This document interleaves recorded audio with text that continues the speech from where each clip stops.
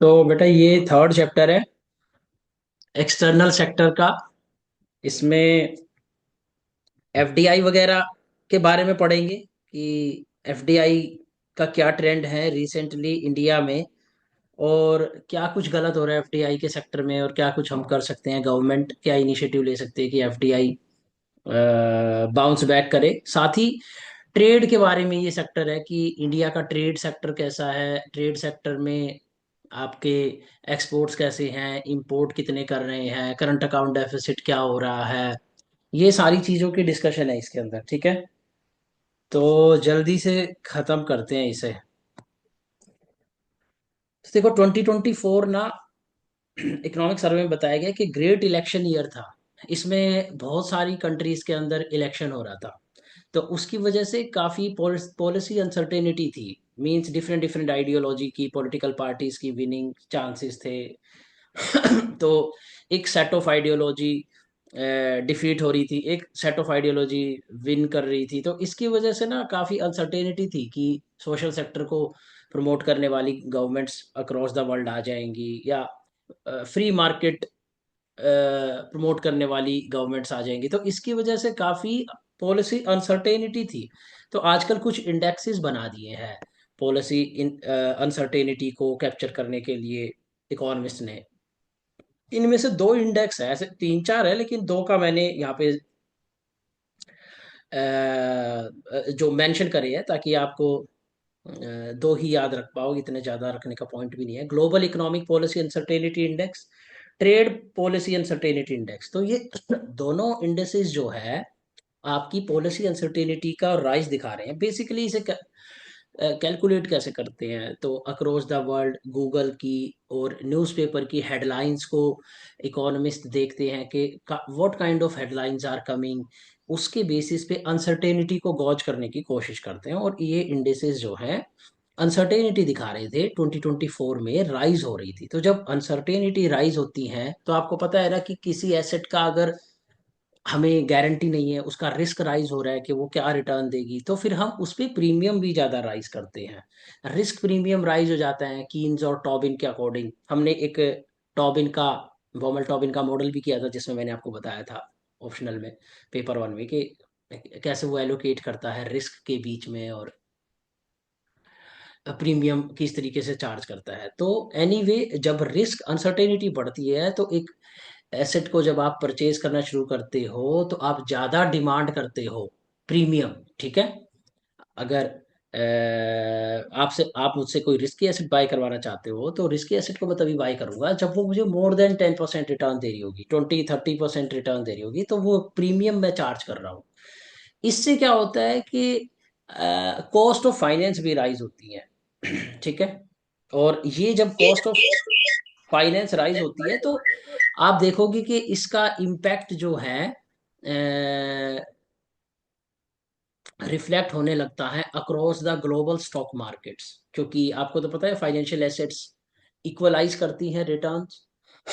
तो जब अनसर्टेनिटी बढ़ती है, रिस्क प्रीमियम ज्यादा डिमांड करते हैं इन्वेस्टर्स, तो अक्रॉस द फाइनेंशियल एसेट्स जो है उनकी प्राइसिंग चेंज होती है, फ्लक्चुएट होती है, और वो कॉस्ट ऑफ फाइनेंस आपको across the world different different stock market में फ्लक्चुएशंस भी देखने को मिलती है। और यही रीजन है कि 2014 से 2024 में काफी फ्लक्चुएशन रही स्टॉक मार्केट में, जो कि अभी भी स्टिल कैरी ऑन है, क्योंकि पॉलिसी अनसर्टेनिटी चल रही है बहुत ज्यादा। तो एक आईएमएफ की स्टडी है, वो ये बोलती हैं कि थोड़ा सा आपको स्टेट्स के बेसिक्स पता होने चाहिए। व्हाट इज स्टैंडर्ड डेविएशन, तुम्हें पता ही होगा। स्टैंडर्ड डेविएशन जब राइज, एक स्टैंडर्ड डेविएशन जब इंक्रीज होता है अनसर्टेनिटी का, तो ग्लोबल ग्रोथ 1.3% से गिर जाती है, ठीक है बेटा। तो ये अनसर्टेनिटी के बारे में स्टार्ट करता है चैप्टर पहले बताना। पहले चैप्टर ये बता रहा होता है कि क्या पॉलिसी अनसर्टेनिटी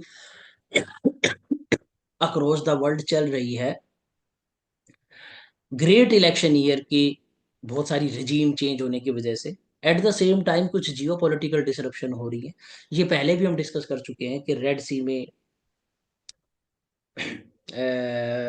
जियो पॉलिटिकल डिस्टरबेंस है, हॉर्मुज स्ट्रेट में है, ड्रॉट हो गया पनामा कैनाल में। तो इनकी वजह से जो है शिपिंग की कॉस्ट बढ़ती है, उससे प्राइसेस ऑफ एनर्जी बढ़ते हैं, और शिपिंग की कॉस्ट के साथ साथ ट्रेड अनसर्टेनिटी भी बढ़ती है। ठीक है। तो जब ये ट्रेड अनसर्टेनिटी बढ़ रही है, वो ट्रेड अनसर्टेनिटी इंडेक्स में रिफ्लेक्ट हो रहा है। ठीक है। एक और चीज जो मैं यहाँ पे आपको दिखा रहा हूँ, 2022 के बाद से preferences for bilateral trade between countries rise हो रहे हैं, जो कि सिमिलर जियोपॉलिटिकल स्टांस जिनका है। ये कंसेप्ट को ध्यान देना है कि फ्रेंड शोरिंग क्या होती है, नियर शोरिंग क्या होती है। तो नियर शोरिंग आपका जो नॉर्मल ग्रेविटी मॉडल था, मतलब दो क्लोजर कंट्रीज है, ज्योग्राफिकल प्रॉक्सिमिटी जिनके बीच में, उनके बीच में ज्यादा ट्रेड होना चाहिए, बट ऐसा नहीं होता है। ज्यादा ट्रेड उनके बीच में हो रहा है जो जियोपॉलिटिकल क्लोजर है। तो ये जियोपॉलिटिकल क्लोजर, ये इकोनॉमिक सर्वे में नहीं है, लेकिन मैंने इस पे कुछ एक्स्ट्रा स्टडी करी थी, तो मैं आपको वो दिखा देता हूँ,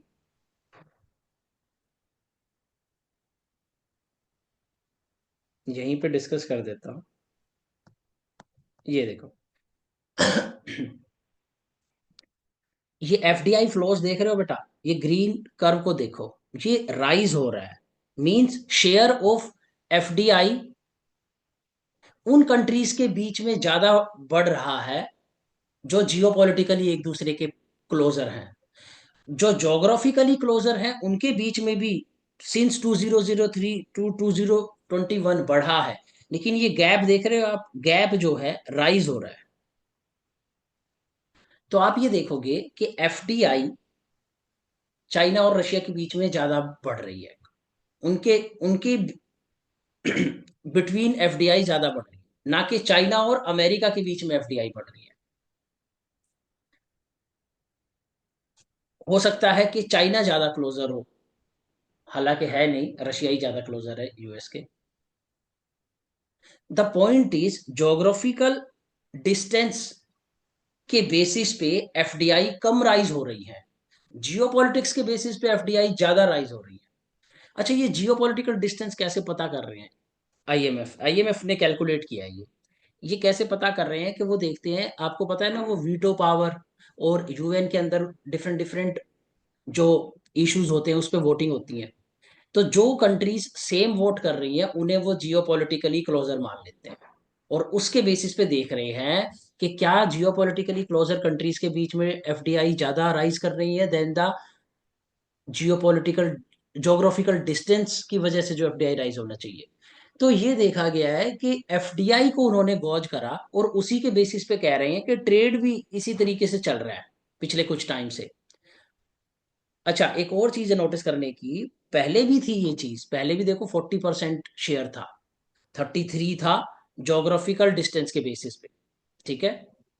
हमेशा से ही जियोपॉलिटिकल बेसिस पे ट्रेड और एफडीआई ज्यादा होती रही है, जियोपॉलिटिकल क्लोजनेस की बेसिस पे देन द जोग्राफिकल। बट ये जो गैप है ना, ये राइज होने लग गया है, this is the new phenomena.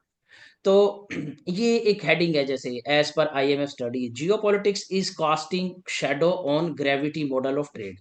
तो ये बेसिकली ये बता रहा है कि जैसे इंडिया और पाकिस्तान जोग्राफिकली क्लोज है, तो ग्रेविटी मॉडल के अकॉर्डिंग तो उनके बीच में ट्रेड ज्यादा होना चाहिए, लेकिन नहीं होता है। इनफैक्ट इंडिया और यूएस के बीच में होता है, क्योंकि जियोपॉलिटिकली हम लोग ज्यादा क्लोज हैं। ठीक है। तो रिसेंटली ये पाया गया, ये इकोनॉमिक सर्वे में ना बस इसका थोड़ा सा मेंशन किया था फर्स्ट पेज में ही, वो मैं आपको बता रहा हूं कि रिसेंटली क्या पाया गया है। जैसे US dependent on China is decreasing, Russia China dependence on EU decreasing. तो ईयू के साथ रशिया चाइना का जो ट्रेड होता था, उसके बीच में जो एफडीआई होती थी, वो डिक्रीज हो रही है, और रशिया और चाइना की आपस में इंक्रीज हो रही है। रशिया चाइना वियतनाम की इंक्रीज हो रही है, क्योंकि सिमिलर काइंड ऑफ आइडियोलॉजी है, पॉलिटिकल आइडियोलॉजी। और यूएस की भी चाइना पर डिपेंडेंस दूर होती जा रही है। क्यों? क्योंकि चाइना और यूएस आइडियोलॉजिकली डिफरेंट है। ठीक है। वो डेमोक्रेसी है, वो वन पार्टी सिस्टम है चाइना। ठीक है। तो ये नोटिस करा गया है कि friend shoring, when you are having geopolitical similarity that is rising, not near shoring. Near shoring means कि पास में है एक कंट्री, उससे ज्यादा ट्रेड कर लेंगे, लोअर कॉस्ट पे हो जाएगा ट्रांसपोर्टेशन के, वो डिक्रीज हो रही है। तो ये एक न्यू फिनोमेना है। मतलब पहले भी जियोपॉलिटिकल सिमिलैरिटी होती थी, उन कंट्रीज के बीच में ज्यादा ट्रेड होता था, जैसे कि मैंने ग्राफ में तुम्हें दिखाया, बट ये एग्जैजरेट हो रहा है फिनोमेना अब, और ज्यादा गैप इसके बीच में राइज हो रहा है, ठीक है। अच्छा, एक और इंपॉर्टेंट चीज, non trade measures on the rise, ठीक है। सॉरी, यहाँ पे ना मैंने बेटा ट्रेड लिख दिया है, ये ना टैरिफ होना चाहिए, एनटीएम।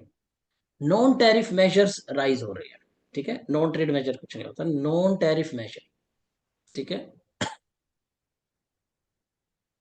इसके बारे में और थोड़ी डिटेल में भी डिस्कशन आएगी। तो पहला पेज ना सिर्फ आपको, पहले 3-4 पेज सर्वे के आपको बस यही बताते हैं कि रिसेंटली ग्लोबल अनसर्टेनिटी बढ़ रही है, और उसकी वजह से मार्केट्स में, फाइनेंशियल मार्केट्स में खासकर काफ़ी फ्लक्चुएशंस हैं, और पॉलिसी अनसर्टेनिटी की वजह से ट्रेड में, एफडीआई में, इन सब में फ्लक्चुएशंस हो रही है।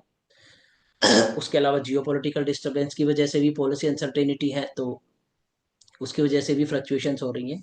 और फ्रेंड शोरिंग बढ़ रही है, नियर शोरिंग रिड्यूस हो रही है। जियोपॉलिटिकल क्लोजनेस के बेसिस पे ज़्यादा ट्रेड हो रहा है, और जोग्राफिकल क्लोजनेस के बेसिस पे लेस ट्रेड हो रहा है, और ट्रेड की कंसंट्रेशन हो रही है। मींस हम ज्यादा कंट्रीज में ट्रेड नहीं कर रहे हैं, बल्कि अपने अपने फ्रेंड्स के साथ सेलेक्टिवली ज्यादा ट्रेड कर रहे हैं।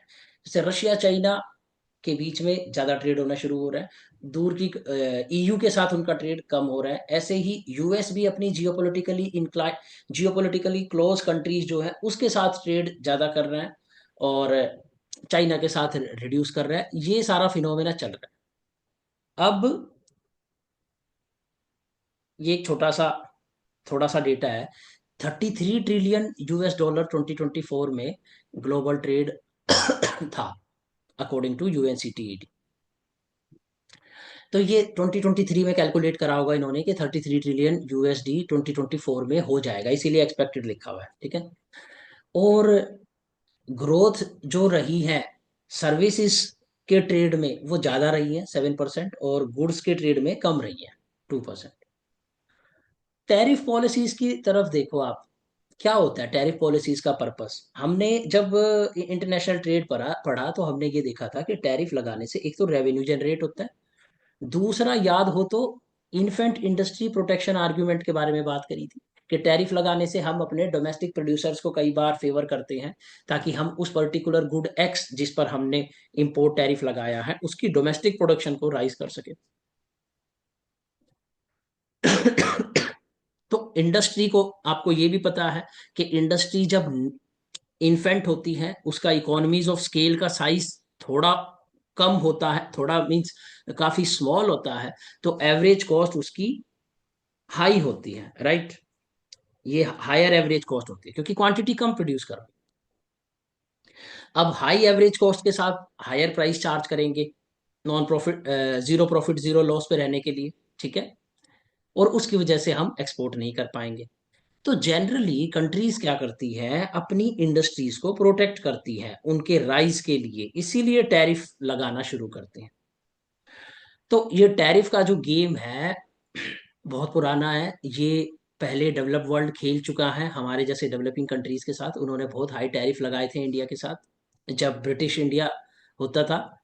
और उन्होंने अपनी इंडस्ट्रीज को मैनचेस्टर यूनाइटेड, मैनचेस्टर सिटी में, और ब्रिटेन की जब कॉटन टेक्सटाइल्स इंप्रूव हो रही थी और उसकी एवरेज कॉस्ट रेगुलरली फॉल हो रही थी, तो across the world Britain come import करता था हाई टैरिफ लगा के, और एक्सपोर्ट ज़्यादा करता था, और इंडिया की जैसी कॉलोनीज कोई टैरिफ नहीं लगा पाती थी, क्योंकि हमारी तो गवर्नमेंट भी इंपीरियलिज्म था, तो क्योंकि गवर्नमेंट भी हमारी इंडिपेंडेंट गवर्नमेंट नहीं थी, वो भी ब्रिटेन कंट्रोल करता था। तो टैरिफ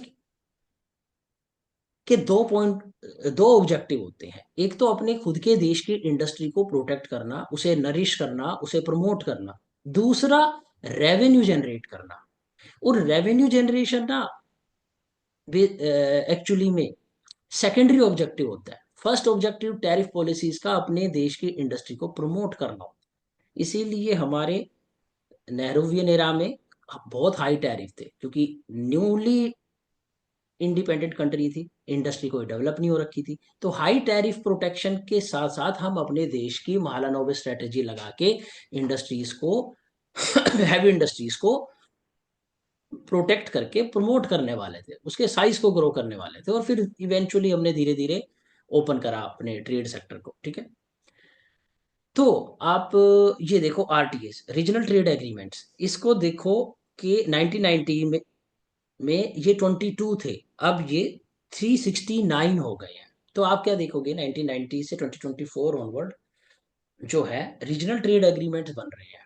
और इसी दौरान मैं तुम्हें अगर बताऊं, तो फेज देखा हमने 1990 से 1995 से डब्ल्यूटीओ आता है, और डब्ल्यूटीओ जो है अराउंड 2008 9 10 तक प्रमोट बढ़ता जाता है। उसकी इम्पोर्टेंस रेलेवेंस वर्ल्ड ट्रेड में बढ़ती है, और उसके बाद डब्ल्यूटीओ वीक होता जाता है। और जब ये डब्ल्यूटीओ वीक हो रहा है, तो इसका स्पेस जो है ये regional trade agreements, FTS, bilateral trade agreements लेते जा रहे हैं। ठीक है। एवरेज टैरिफ देखो इंडिया की, दो एवरेज टैरिफ, एवरेज का मतलब क्या है, बहुत सारे प्रोडक्ट लाइंस हैं, डिफरेंट डिफरेंट टैरिफ रेट्स हैं, according to our trade sector कितना इंपोर्ट कर रहे हैं, कितना एक्सपोर्ट कर रहे हैं, एक डेटा ले लिया। अगर 100 रुपीज का इंपोर्ट एक्सपोर्ट कर रहे हैं, तो उसमें से 20 रुपए का इंपोर्ट एक्सपोर्ट अगर ऑटोमोबाइल सेक्टर पर कर रहे हैं, तो उसकी वेटेज 0.2 हो गई। उस वेटेज के साथ कितना टैरिफ लगा रखा है, 50%। और फिर बाकी सेक्टर्स के कितनी वेटेज है ट्रेड में, और उनके क्या रेट है टैरिफ के, उनके साथ मल्टीप्लाई करके एवरेज अगर निकाल दोगे, वो एवरेज टैरिफ रेट। तो इंडिया का एवरेज टैरिफ रेट 48% होता था 2000 में, 2000 में, और वो घट के काफी कम आ गया है 70%। लेकिन स्टिल चाइना से compete नहीं कर सकते हम, क्योंकि चाइना ने अपना टैरिफ रेट बहुत हद तक गिरा दिया है, वो 8.3% है। ठीक है। तो यानी India is still behind protecting walls of high tariffs. ठीक है। इसीलिए आपने देखा कि रिसेंटली ट्रम्प ने क्या बोला कि we exposed India and India is having very high tariff rates. But आप समझ सकते हो कि क्यों है हमारे हाई टैरिफ रेट, क्योंकि हमने अभी भी economies of scale industrial production में नहीं अचीव करा है। तो हमारे पास ऑप्शन क्या है, अगर हम फ्री टैरिफ नहीं करेंगे, तो हम अपनी खुद की इंडिपेंडेंट इंडस्ट्रीज को डेवलप नहीं कर पाएंगे। ठीक है। तो एक अच्छी इंडस्ट्रियल पॉलिसी में टैरिफ्स का बहुत बड़ा रोल होता है। ठीक है। अच्छा, MFN and preferential tariff decrease in both agriculture manufacture goods globally. अच्छा, एमएफएन क्या होता है, मोस्ट फेवर्ड नेशन। ये एक प्रिंसिपल होता है डब्ल्यूटीओ का, पांच छह उसके प्रिंसिपल होते हैं, उनमें से एक होता है most favoured nation. Most favoured nation ये है कि जैसे चलो मैं डब्ल्यूटीओ का मेंबर हूँ, और हम लोग जो हैं 10 बंदे हैं। अब मैं हूँ कंट्री आई इंडिया, और इनमें से एक बंदा है डब्ल्यू, उसको मैंने उसको मैंने सबसे लो टैरिफ चार्ज कर दिया। कॉटन इंपोर्ट में मैंने कर दिया उसको 4%। तो इसका मतलब ऑटोमेटिकली बाकी के जो 9 मेंबर्स हैं, उनको भी मुझे 4% ही चार्ज करना पड़ेगा, क्योंकि दिस मोस्ट फेवर्ड नेशन जिसको मैंने फेवर किया और लोवेस्ट कर दिया उसे टैरिफ रेट, वही ऑटोमेटिकली बाकी कंट्रीज पे भी अप्लाई होगा। अच्छा, इसमें एक एक्सेप्शन है। एक एक्सेप्शन ये है कि अगर इस डब्ल्यू कंट्री के साथ मैंने एफटीए कर रखा है कोई, और तब मैंने इस कॉटन के इंपोर्ट को 4% करा हुआ है, तो ये ऑटोमेटिकली अप्लाई नहीं होगा, क्योंकि मेरे पास आर्ग्यूमेंट है कि उसके साथ मेरा फ्री ट्रेड एग्रीमेंट है, बायलेटरल एग्रीमेंट भी है उसके साथ मेरा। हवेवर अगर एफटीए नहीं होता, तो ये 4% सब पर अप्लाई हो जाता, बाकी 9 पे। लेकिन अगर मेरा एफटीए है इसके साथ, पर्सनल बायलेटरल एग्रीमेंट है इसके साथ, तो वो 4% का रेट सब पर ऑटोमेटिकली एप्लीकेबल नहीं होगा। तो ये मोस्ट फेवर्ड नेशन की थोड़ी सी टेक्निकल सी डेफिनेशन आपको पता होनी चाहिए। ठीक है। तो ये जो प्रेफरेंशियल टैरिफ भी वही एफटीए के पार्ट में आ जाएगा। तो ये मोस्ट फेवर्ड नेशन का टैरिफ और preferential tariff rate across the world world globally reduce हुए हैं। ठीक है। और डब्ल्यूटीओ का तो बेसिक पर्पस ही ये था, प्रिंसिपल ही ये था कि आपने तो देखा ही है, इकोनॉमिक्स के इकोनॉमिक्स ऑप्शनल वाला स्टूडेंट अच्छे से जानता है कि टैरिफ लगाने से ओवरऑल वर्ल्ड का हमेशा लॉस ही होता है। क्यों होता है? क्योंकि डेड वेट लॉस क्रिएट होता है। क्यों होता है डेड वेट लॉस क्रिएट? क्योंकि वो कंट्री जो जिस गुड की प्रोडक्शन में मोस्ट एफिशिएंट है वो प्रोड्यूस नहीं कर। ठीक है। सो डब्ल्यूटीओ तो एक मल्टीलेटरल ग्लोबल प्लेटफॉर्म है, उसको तो पूरी दुनिया के भले से मतलब है। तो पूरी दुनिया का भला तभी है जब केक का साइज बढ़े। केक का साइज तभी बढ़ेगा वो कंट्री वो गुड को प्रोड्यूस करे जिसमें वो प्रोडक्शन में मोस्ट एफिशिएंट है, as per the theories of Ricardian model, Heckscher model, standard trade model. ठीक है बेटा। तो ये चीजें हमें समझनी है। ठीक है। सो अल्टीमेटली टैरिफ्स की रिडक्शन होनी ही चाहिए, उसके लिए हमारे पास इकोनॉमिक जस्टिफिकेशन है। और अक्रॉस द वर्ल्ड ग्लोबली पिछले 15-20 सालों में टैरिफ्स रिड्यूस ही हुए हैं। फिर एक कंसेप्ट है inverted duty structure. Inverted duty structure में क्या होता है कि जो इनपुट मैंने खरीदा है उस पे टैरिफ रेट हाई है, और फोन जो मैंने फिनिश्ड प्रोडक्ट, सपोज करो मैंने कोई माइक्रोचिप इंपोर्ट किया, उस पे 20% टैरिफ है। और मैंने जब फिनिश्ड फोन को इंपोर्ट किया उस पे 5% टैरिफ है। और मैं इस इंपोर्टेड चिप को इंपोर्ट करके अपने देश में मोबाइल फोन बनाना चाहता था।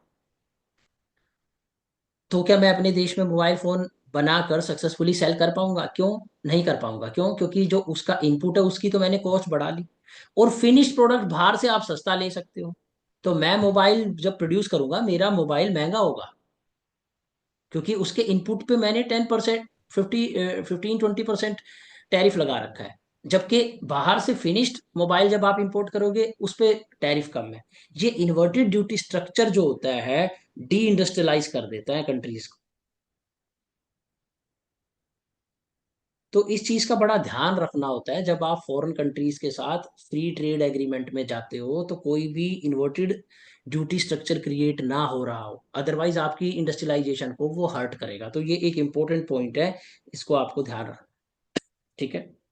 एक बुक का मेंशन करा है इकोनॉमिक सर्वे में, trade wars are class wars. तो इसके अंदर बताया गया है कि कैसे basically it is kind of trying to expose the western world, कि कैसे आजकल न्यूज हेडलाइंस में, और आप देख रहे हो कैसे Trump higher tariff, reciprocal tariff के लिए आर्ग्यू कर रहे हैं और ब्लेम कर रहे हैं इंडिया जैसी कंट्रीज को कि that he is exposing India, because India is a very high tariff country, but they are not mentioning about their tariffs. This the quote from this book mentions this: western Europe and North America used tariff to catch up Britain. तो पता है आपको, सबसे पहले industrial revolution Britain में हुआ था, Britain सबसे पहले इंडस्ट्रियलाइज हुआ था। उसको फिर कैचअप किया था नॉर्थ अमेरिका ने, जर्मनी ने, वेस्टर्न यूरोप फ्रांस ने। कैसे कैचअप किया था?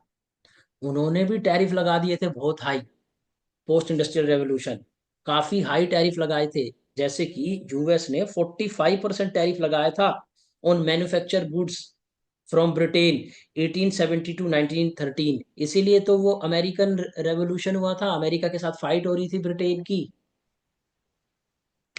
सब ट्रेड के लिए ही तो हो रहा था बेटा। ठीक है। अगर वर्ल्ड हिस्ट्री को उठा के देखो, कॉन्टिनेंटल पॉलिसी थी एक नेपोलियन की, एक वो भी काफी हद तक ट्रेड वॉर से रिलेटेड ही थी। तो ये ट्रेड की वॉर ना हमेशा से चलती आई है, और हर कंट्री ने अपने टाइम पर हाई टैरिफ्स, या पुराने टाइम में टैरिफ के साथ साथ एक और टर्म फेमस थी, मर्केंटलिज्म। मीन्स हम इंपोर्ट कम से कम करेंगे, एक्सपोर्ट ज्यादा करेंगे। और इंपोर्ट कैसे कम करोगे आप? हाई टैरिफ रख के।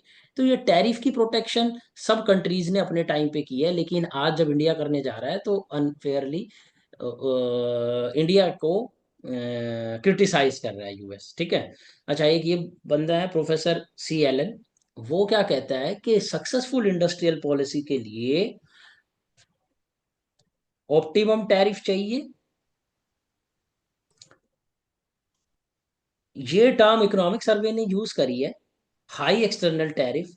बट मुझे लगता है कि हाई एक्सटर्नल टैरिफ की बजाय हम ये थोड़ा सा न्यूट्रल अच्छा वर्ड यूज कर ले, ऑप्टिमम टैरिफ। लेकिन अगर आप ये यूज करते हो हाई एक्सटर्नल टैरिफ तो कोई दिक्कत नहीं है, एक ही बात है।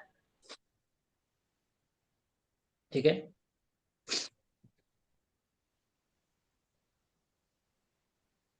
क्योंकि तुम्हें ऑप्टिमम टैरिफ पता है, तुमने सीखा है ट्रेड में, तो इसलिए मैंने यूज कर लिया। नॉर्मली किसी लेमैन के लिए यही है कि हाई एक्सटर्नल टैरिफ यूज करना, ताकि हम बाहर से कम इंपोर्ट करें। इंटरनल मार्केट को यूनिफाई करना, जैसे बहुत सारे इनिशिएटिव गवर्नमेंट ऑफ इंडिया के कैसे है, वन नेशन वन टैक्स। तो जीएसटी जो है बेसिकली एक सिंगल मार्केट क्रिएट करता है। So GST is a kind of thing which unite the Indian market.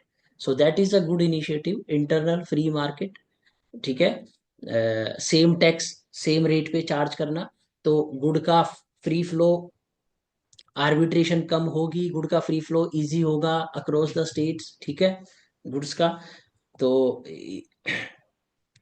Internal market को कनेक्ट करना अच्छे रोड से, अच्छे इंफ्रास्ट्रक्चर से, वाटरवेज जो तुम्हारे सिलेबस में दिखाई देंगे तुम्हें ज्योग्राफी में, और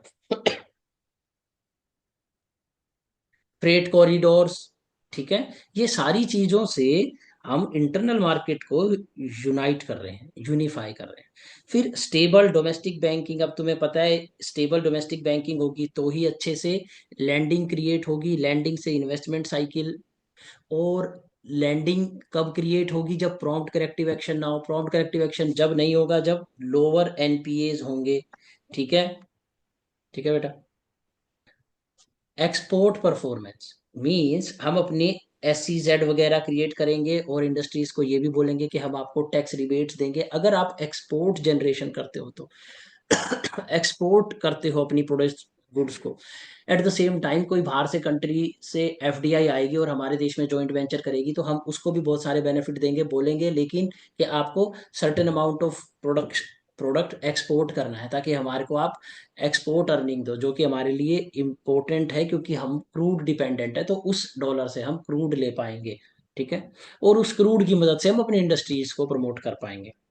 साथ में अच्छा इंफ्रास्ट्रक्चर ये, और साथ में यूनिवर्सल एजुकेशन। बल्कि अब तो ये काफी चेंज हो गया है, खाली यूनिवर्सल एजुकेशन पुराने टाइम में 1960 70s में चल गई। अब तो आपको एजुकेशन हायर लेवल पे R&D करनी होगी और अपने स्टूडेंट्स को बहुत फास्टर पेस्ट पे अपडेट करते रहना होगा, बिकॉज नॉलेज क्रिएशन अब फास्ट हो गई है। AI के टाइम पे नॉलेज क्रिएशन और भी ज्यादा फास्ट हो जाएगी।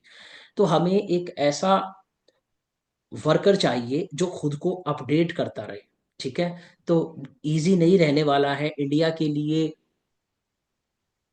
इंडस्ट्रियलाइज करना। लाइक जैसे मैं तुम्हें बताऊं, रघुराम राजन और कुछ और इकोनॉमिस्ट जो है वो ये कह रहे हैं पिछले कुछ टाइम से कि जो पुरानी स्ट्रेटजी थी जिसके बेसिस पे Asian countries like South Korea ने सैमसंग बनाया, जापान ने सोनी बनाया। ठीक है। और अमेरिका ने एप्पल बनाया, मींस इंडस्ट्रियलाइज करा। इलेक्ट्रॉनिक गुड्स में इन्होंने मैन्युफैक्चरिंग नीश बनाई और एक्सपोर्ट लेड ग्रोथ हासिल की। वो इंडिया के लिए अब आसान नहीं रहने वाला है। उसका रीजन यही, अब टेक्नोलॉजी बहुत रैपिडली चेंज हो रही है। तो सिर्फ पुराने मेथड से हम लोग सक्सेसफुल नहीं हो पाएंगे कि पुराना फॉर्मूला उन्होंने लगा दिया था, ये एकदम ऐसे ही है कि पिछले कुछ साल के टॉपर्स जो फॉर्मूला उन्होंने लगा के प्रीलिम्स निकाला वही फॉर्मूला तुम अगर लगाओ तो गारंटी नहीं। गारंटी इसलिए नहीं क्योंकि पेपर का पैटर्न अगर मान लीजिए इस बीच में चेंज हो गया है, अप्रोच चेंज हो गई है, तो वो सेम फॉर्मूला चलेगा नहीं, तो तुम्हें चेंजिंग टाइम के अकॉर्डिंग फॉर्मूले लगाने पड़ेंगे। चेंजिंग टाइम के अकॉर्डिंग अपनी इंडस्ट्रियलाइजेशन की स्ट्रेटेजी अपनानी पड़ेगी। और आपको फील्ड भी चुननी होगी कि क्या हम मोबाइल फोन्स की प्रोडक्शन में, इलेक्ट्रॉनिक्स में जाके नीश हासिल कर पाएंगे, कितने टाइम में कर पाएंगे, और उसकी अपॉर्चुनिटी कॉस्ट क्या है। क्या यही अपॉर्चुनिटी कॉस्ट, इसी अपॉर्चुनिटी कॉस्ट जो ये, इसकी अपॉर्चुनिटी कॉस्ट होगी मोबाइल फोन की मैन्युफैक्चरिंग में नीश बनाना, उसी अपॉर्चुनिटी कॉस्ट को देखोगे आप, ये देखोगे कि क्या इतने ही रिसोर्सेज में हम किसी और सेक्टर में ज्यादा बेटर डेवलप कर सकते हैं। अगर कर सकते हैं तो हम वो ट्राई करेंगे। तो ये एक लंबा चौड़ा डिबेट है। मैंने अपडेट कराया होगा पेपर 2 के लेक्चर्स में, किसी लेक्चर में आपको मिलेगा ये। रघुराम राजन की आर्गुमेंट, ब्रेकिंग द मोल्ड की बुक से लिखी हुई है ये आर्गुमेंट, जिसमें हम कहते हैं कि मैन्युफैक्चरिंग की बजाय हम सर्विस एम्बाइडेड मैन्युफैक्चरिंग सेक्टर में ट्राई करें तो ज़्यादा चांसेस है। तो एनीवे वो बाद की चीज़ है, लेकिन अभी आपको ये समझ लेना है कि एक सक्सेसफुल इंडस्ट्रियल पॉलिसी में हाई टैरिफ्स होना, ऑप्टिमम टैरिफ होना, अच्छा infrastructure, stable banking, export performance, universal education, ये एक अच्छी इंडस्ट्रियल पॉलिसी बनाती है। सो बेसिकली इस चैप्टर में हम ये देख रहे हैं कि बढ़िया tariff rate, optimal tariff rate, optimum tariff rate, या कह लीजिए high tariff rate are essential to protect your industrialisation. अच्छा, अब देखो ये ट्रम्प टैरिफ चैलेंज क्या है। अब जैसे ही सरकार बदली, February 3 को शायद यूएस ने ट्रेड पॉलिसी अनाउंस करी, और उसने बोला कि अब हम जो है रेसिप्रोकल टैरिफ लगाने वाले हैं। तो ये कुछ इंडिया के सेक्टर्स हैं जो कि मैंने ये डेटा दिया है। इसमें से ये इकोनॉमिक सर्वे का नहीं था, लेकिन हमें ये टेबल इसलिए चाहिए क्योंकि ऑप्शनल के पॉइंट ऑफ व्यू से आपको हेल्प कर सकती है। तो इस टेबल में से मोटा मोटा 3-4 चीजों को आप याद कर लेना, जैसे एग्रीकल्चर, मीट, प्रोसेस्ड फूड, ये वाला सेक्टर, ऑटोमोबाइल सेक्टर, ठीक है बेटा, ये सेक्टर भी कर सकते हो, इलेक्ट्रिकल, टेलीकॉम, इलेक्ट्रॉनिक प्रोडक्ट्स। अच्छा, तो इसमें आप देखो कि यूएस जो करता है इंडिया को, 1.9 बिलियन डॉलर का एक्सपोर्ट करता है इंडिया को। तो इंडिया बेसिकली वहां से क्या लेती है मैं आपको बताऊं, अगर ऑलमोंड लेती है, और कॉटन लेती हैं, और लेंटिल्स, कुछ पल्सेस भी इंपोर्ट करते हैं हम वहां से। और इंडिया उन्हें एक्सपोर्ट भी करता है। एक्सपोर्ट क्या करता है? बासमती राइस बहुत एक्सपोर्ट करता है, हनी एक्सपोर्ट करता है। तो इंडिया जब एक्सपोर्ट करता है तो 6 बिलियन करता है। तो यानी नेट एक्सपोर्ट सरप्लस ही हमारा उनके साथ, एग्रीकल्चर, मीट, प्रोसेस फूड में। अच्छा, अब इंडिया टैरिफ क्या लगाता है उनके इंपोर्ट पे, जब हम उनसे एलमोंड लेते हैं, और उनसे जब हम लेंटिल्स लेते हैं, तो हम उन पे कॉटन लेते हैं, तो क्या एवरेज टैरिफ लगाते हैं? तो एवरेज वेटेड टैरिफ जो है ना, 37% लगाते हैं। और अमेरिका हमारे बासमती राइस पे केवल 5% लगाता है। और इस डिफरेंस 32% को रेसिप्रोकल टैरिफ ट्रंप बोल रहा है कि वो लगाने वाला है 1 अप्रैल 2025 से, लागू हो जाएगा ये, ठीक है। अगर इंडिया ने कोई बेटर ऑफर नहीं दिया तो। अब ये वेटेड एवरेज टैरिफ क्या होता है? ये फिर से वेट असाइन करना होता है। इसकी डिटेल में जाने का कोई खास फायदा है नहीं, लेकिन जैसे आप वेटेड मीन निकालते हो, इसी तरीके से एग्रीकल्चर के ये जितने भी प्रोडक्ट्स होंगे उन सब पर डिफरेंट डिफरेंट टैरिफ होगा। फिर डिपेंडिंग अपॉन कितना वेट बासमती राइस का है, कितना कॉटन का है, कितना किसका है, और उनके क्या टैरिफ रेट्स हैं, उसकी एवरेज निकालते हैं तो 37% आता है। ठीक है बेटा, ये आपका जो 32% रेसिप्रोकल टैरिफ ट्रंप इम्पोज करने वाला है, सडनली तुम्हारे ये वाले देख रहे हो, ये 6 बिलियन एक्सपोर्ट्स नीचे गिर जाएंगे, क्योंकि ये बहुत हाई टैरिफ रेट है, रेसिप्रोकल टैरिफ। सिमिलरली ऑटोमोबाइल्स के साथ वो हमारे करने वाला है ये, क्योंकि हम उनके ऑटोमोबाइल्स पे लगाते हैं बेटा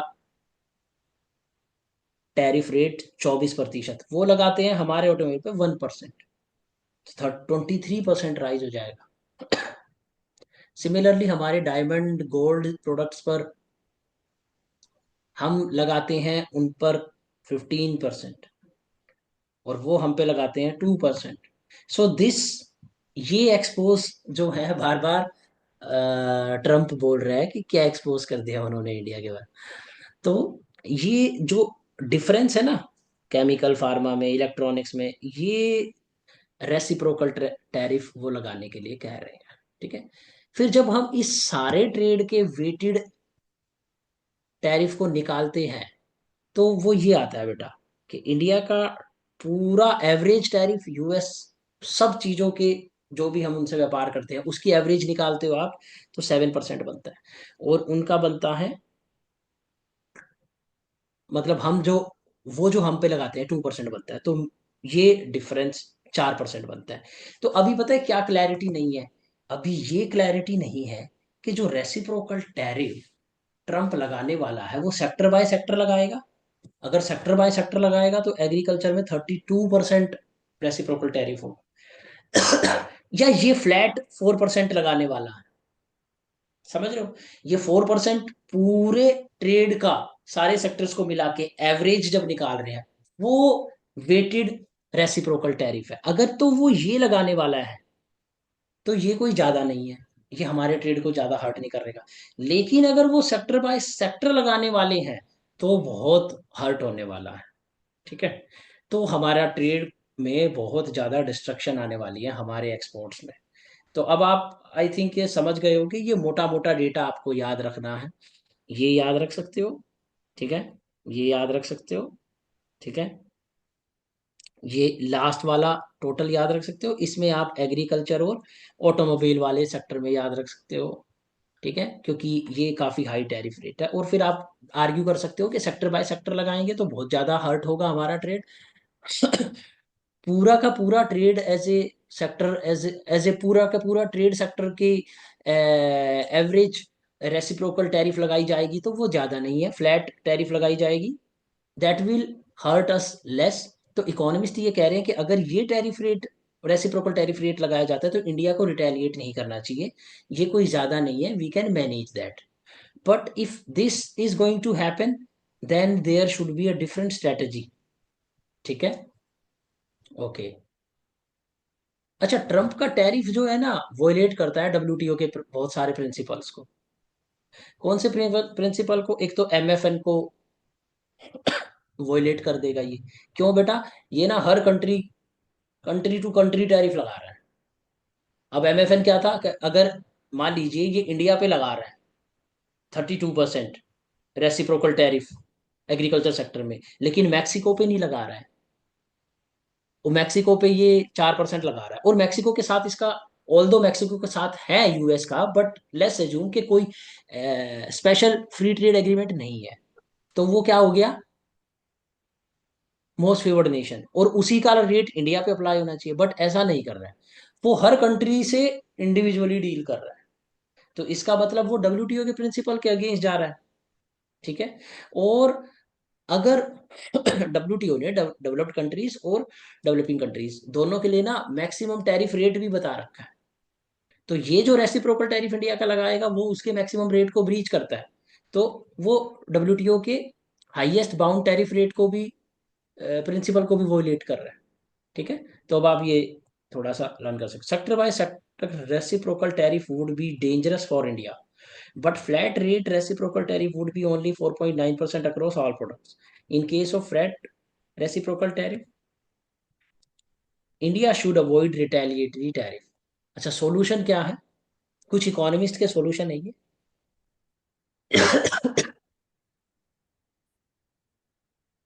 पहला solution number one, zero for zero tariff for industrial goods. अच्छा, ये सजेशन है कि एक इंडस्ट्रियल गुड्स के अंदर अगर यूएस जीरो टैरिफ लगा रहा है तो हम भी जीरो टैरिफ लगा देंगे।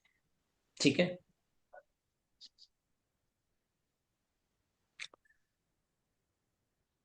और इस गुड को हम चूज करेंगे, इन गुड को हम मेंशन कर देंगे कि इन वाले गुड्स में, जो भी इंडस्ट्रियल गुड्स होंगे, एक्स वाई जेड, इन तीनों गुड्स में हम जो है जीरो टैरिफ लगाएंगे यूएस को, अगर वो जीरो टैरिफ लगाएगा तो। लेकिन ये जो एक्स वाई जेड गुड्स है, ये हम चूज करेंगे किस बेसिस पे? हम ये चेक करेंगे कि ऐसे ए से लेके जेड तक ऐसे कौन से गुड्स हैं जिनका हमने जापान के साथ, ऑस्ट्रेलिया के साथ या किसी और कंट्री के साथ फ्री ट्रेड एग्रीमेंट कर रखा है, और हमने ये बोल रखा है कि उनके साथ हम जीरो टैरिफ लगाएंगे। तो इस ए टू जेड में ये तीन गुड ऐसे निकल के आए जिन पर हमने जीरो टैरिफ चार्ज कर रखा है जापान के साथ फ्री ट्रेड एग्रीमेंट में। तो इसका मतलब हमें कोई लॉस नहीं है, क्योंकि हम लोग ऑलरेडी जीरो टैरिफ पे इसे जापान से इंपोर्ट कर रहे हैं, तो हम अमेरिका से भी कर सकते हैं, कोई दिक्कत नहीं है हमें। और उन दोनों में से जो सस्ता देगा हम वहां से इंपोर्ट कर लेंगे। तो ये वाली स्ट्रेटेजी अच्छी स्ट्रेटेजी है। हम उनको एक ऐसी ऑफर प्रोवाइड कर सकते हैं, हम पहले अपने फ्री ट्रेड एग्रीमेंट्स में से ऐसे सेलेक्टेड गुड्स निकाल लें, ए से जेड तक कौन से ऐसे इंडस्ट्रियल गुड्स हैं जिन पे जीरो टैरिफ हमने ऑलरेडी ऑफर कर रखा है किसी और कंट्री को, तो दूसरी कंट्री को कर रखा है फ्री ट्रेड एग्रीमेंट में, स्पेशल एग्रीमेंट में, तो यूएस को करते वक्त हमें कोई प्रॉब्लम नहीं है, हम कर देंगे। दूसरा, यूएस पे डिपेंडेंट मत रहो भाई। अब ये मत इमेजिन करो कि इतना एक्सपोर्ट तुम कर पाओगे, नहीं कर पाने वाले हो अब तुम। ठीक है, तो इसीलिए आप अपने इस एक्सपोर्ट्स के लिए नई मार्केट तलाशो। Look at for new friends जो आपके लिए ट्रेड ओपन कर रही हैं, जहां पर आप एक्सपोर्ट कर सकते हो। अफ्रीका वगैरह किसी पुअर कंट्री में देखो, सब सहारन में, जहां पर जरूरत है एग्रीकल्चर गुड्स की, वहां एक्सपोर्ट। फिर एक और तीसरा तरीका है जॉइंट वेंचर। यूएस तो हमारे इन गुड्स पर टैरिफ लगाने वाला है। व्हाट इफ हम किसी यूएस की कंपनी के साथ टाई अप कर लें, वेंचर कर लें, और उनके देश में ही प्रोडक्शन करें, उनके साथ मिल के, ठीक है, और फिर हम मींस आउटवर्ड एफडीआई कर रहे हैं। लेट्स से टाटा और रिलायंस अभी एफडीआई करती हैं इन एग्रीकल्चर गुड्स के अंदर, या इस ऑटोमोबाइल के अंदर जहां पर टैरिफ लगने वाला है, या डायमंड वाइडमंड के अंदर, इसमें कल्याण ज्वेलर्स एफडीआई कर देता है, ठीक है, यूएस की किसी कंपनी के साथ, और वहां पर वो प्रोड्यूस करता है और फिर अमेरिकन सिटीजन्स को सेल करता है, तो उस पर टैरिफ नहीं लगेगा। और फिर वहां से कल्याण ज्वेलर प्रॉफिट अर्न करता है और उसे रिपेट्रिएट कर देता है, तो भी इंडिया को एक्सपोर्ट अर्निंग मिल जाएगी। तो हम एक ऐसा ऑप्शन भी कर सकते हैं। चौथा जो वार्निंग है वो ये, एग्रीकल्चर गुड्स के केस में मत करो भाई बार्गेन, हम नहीं कर पाएंगे क्योंकि यहाँ पे बहुत हाई रेसिप्रोकल टैरिफ है। तो इसके लिए हम यूएस को क्या बोलें कि भाई इसको आप हमें छोड़ दो और बाकियों में हम आपको ये ऑफर देते हैं, क्योंकि इंडिया जो है एग्रीकल्चर डिपेंडेंट कंट्री है, और हम ऑलरेडी बहुत हाई टैरिफ है, इतना टैरिफ हम रिड्यूस करना अफोर्ड नहीं कर पाएंगे। हमारे फार्मर्स ऑलरेडी प्रोटेस्ट करने के लिए, एमएसपी लेने के लिए, लीगलाइज करने के लिए पहले से ही बैठे हुए हैं। ऐसी सिचुएशन में बार्गेन करने गए तो अपोजिशन पार्टी कोई मौका नहीं छोड़ेगी डिफेम करने में मोदी जी को, ठीक है। तो फोर्थ पेज पे आते हैं, comparison of MF and tariff rates India versus US. तो ये MF and tariff rate means most favoured nation, जो सबसे मिनिमम किसी नेशन पे टैरिफ रेट लगा रखे हैं, वेटेड एवरेज ऑल प्रोडक्ट्स पे। तो यूएस ने बहुत कम लगा रखे, तो यूएस बहुत लो टैरिफ कंट्री एक तरीके से देखा जाए तो 2.2। और इंडिया जो है बहुत हाई टैरिफ है 12%। देखा जाए अगर एग्रीकल्चर प्रोडक्ट के केस में तो बहुत ज्यादा गैप है। लुक एट दिस,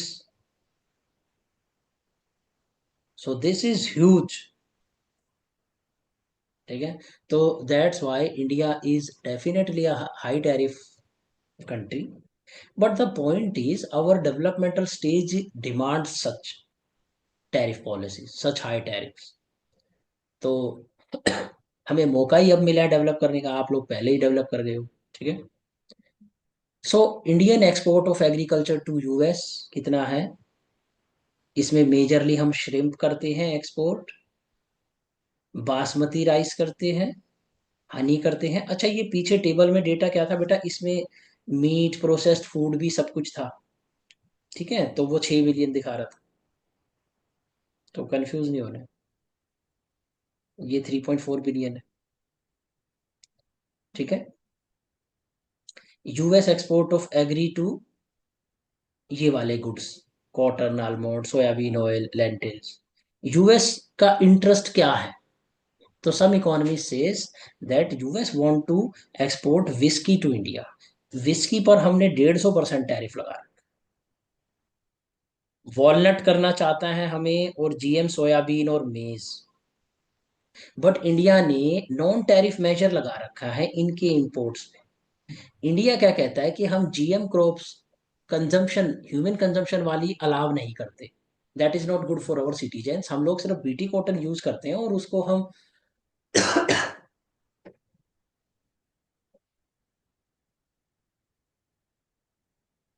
क्लोथिंग में यूज करते हैं, वो हमारी फूड चेन में नहीं है। However this is a flawed argument, क्योंकि बीटी कॉटन जब आप यूज कर रहे हो तो कॉटन सीड ऑयल जो कैटल्स कंज्यूम करती हैं, कॉटन सीड्स, वो कैटल के मिल्क में जाता है, और मिल्क से वो हमारी फूड चेन में ऑलरेडी आ गया है। तो जीएम तो हम ऑलरेडी कंज्यूम कर रहे हैं, but direct consumption GM soybean और मेज की हम लोग बेटा नहीं कर रहे हैं। तो इसीलिए हम जीएम सोयाबीन और मेज नहीं इंपोर्ट करते, और जीएम सोयाबीन और मेज में यूएस स्पेशलिस्ट है। So they are saying that India has put kind of non tariff measure. So they want access to our soybean and maize market. Skimmed milk powder पर भी 60% tariff है। ये हमने अपने domestic small marginal milk producers को बचाने के लिए कर रखा है। तो ये हर जगह पे यूएस एक्सेस मांग रहा है। अब अशोक गुलाटी की कुछ आर्ग्यूमेंट है, वो देखो। Tariff reductions are like banded in long run. In sorry, tariff reductions are like band-aid. In long run, R&D in agriculture should rise. तो देखो, टैरिफ आप ज्यादा दिन तक रख नहीं पाओगे, क्योंकि आप पे प्रेशर करने लग जाएगा डेवलप्ड वर्ल्ड, जैसे अभी कर रहे हैं। आपको कॉम्पिटिटिव बनना है एग्रीकल्चर में, तो उसके लिए आपको खुद की R&D अच्छी करनी होगी। हमें अच्छे सीड्स, अच्छी क्रॉप्स, हम भी जीएम क्रॉप बनाए, ठीक है। तब जाके हम ना कॉस्ट कॉम्पिटिटिव रह पाएंगे। हमने एग्रीकल्चर के सेक्टर में देखा था ना, स्मार्ट एग्रीकल्चर कर पाए, माइक्रो इरिगेशन करें, अच्छी quality high yield variety produce करें। ये सब जब हम करेंगे तो ही हम कॉम्पिटिटिव रह पाएंगे और अपनी डोमेस्टिक मार्केट को बचा पाएंगे और एक्सपोर्ट्स जनरेट कर पाएंगे। लेकिन उसमें प्रॉब्लम है। प्रॉब्लम ये है कि हम अपने देश की एग्रीकल्चर में, मीन 100 रुपए की टोटल जीडीपी, और एग्रीकल्चर कंट्रीब्यूशन है 20 रुपए। तो उस 20 रुपए का केवल 0.5% आप एग्रीकल्चर की, 0.5% ऑफ एग्री जीडीपी को आप किस में खर्चते हो? एग्रीकल्चर के R&D में खर्चते हो। ये बहुत खराब चीज है। और दोनों सेंटर स्टेट मिल के कंबाइन कर दें, तो इतना लो अगर R&D है तो कैसे आप काम चलाओगे? कोल्ड स्टोरेज का इंफ्रास्ट्रक्चर नहीं है, एक्सपोर्ट हब बनाइए आप अपने एग्रीकल्चर के। सब्सिडीज को कट करके, सब्सिडीज के पैसे को कट करो और उस पैसे को R&D पे लगाओ एग्रीकल्चर के। तब जाके आप जो है अपने एग्रीकल्चर सेक्टर को प्रोटेक्ट कर पाओगे फॉरेन कंपटीशन से। ये टैरिफ टैरिफ खेल के ज्यादा दिन काम नहीं चलेगा। That is the argument. अब आते हैं नॉन टैरिफ मेजर। अच्छा, अभी तक आपने देखा टैरिफ मेजर की बातें, तो आपने देखा कि कैसे इंडिया एक्सपोज हुआ, इंडिया के कितने हाई टैरिफ्स हैं और फॉरेन कंट्रीज कैसे इंडिया को ब्लेम कर रही हैं। लेकिन हमारे पास भी एक चीज है, हम भी फॉरेन कंट्रीज को एक्सपोज करेंगे इनसे, नॉन टैरिफ मेजर्स हैं। हमें ये बताना होगा कि नॉन टैरिफ मेजर्स लगाती हैं फॉरेन कंट्रीज। टैरिफ्स तो उन्होंने लो कर दिए, लेकिन नॉन टैरिफ मेजर लगा दिए। जैसे यूरोप ने टैरिफ्स तो बहुत लो कर रखे हैं इंडियन एक्सपोर्ट्स के लिए या यूएस के एक्सपोर्ट्स के लिए, लेकिन नॉन टैरिफ मेजर बहुत लगा रखे हैं। अब नॉन टैरिफ मेजर क्या होते हैं? एक तो होते हैं नॉन टेक्निकल, एक होते हैं टेक्निकल। नॉन टेक्निकल में क्या होता है, वो कोटा लगाते थे हम, तो कोटा लगा दिया। तो टैरिफ तो लगा नहीं रखा, लेकिन limited amount of goods, means India से 100 kg ही उस पर टैरिफ नहीं है। तो कहने को क्या हो गया, जीरो टैरिफ। लेकिन लेंगे इंडिया से सिर्फ 100 kg राइस, उसके बाद नहीं लेंगे। तो वो कोटा बैरियर हो गया। ठीक है।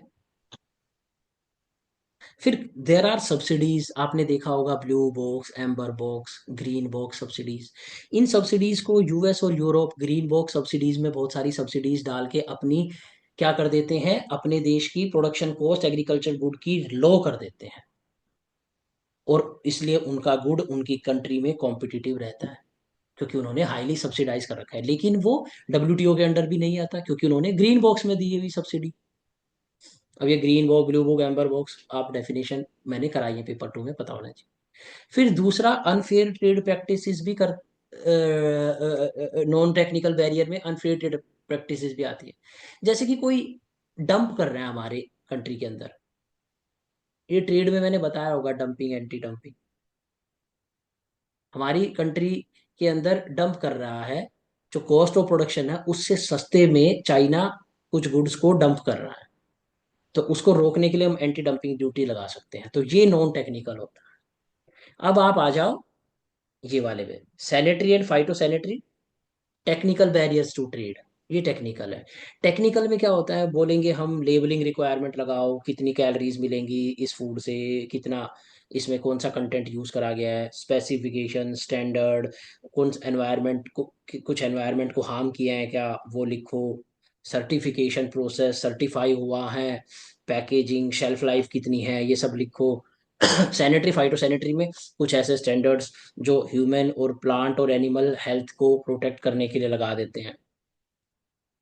जैसे सैनिटरी एंड फाइटो सैनिटरी में आ सकता है, पेस्टिसाइड्स नहीं यूज होने चाहिए एक पर्टिकुलर गुड्स में। अगर आप मैंगो एक्सपोर्ट कर रहे हो यूरोप को और उसमें पेस्टिसाइड यूज हुआ है, तो वो उसे नहीं करेंगे इंपोर्ट। ये क्या हो गया, काइंड ऑफ टेक्निकल बैरियर।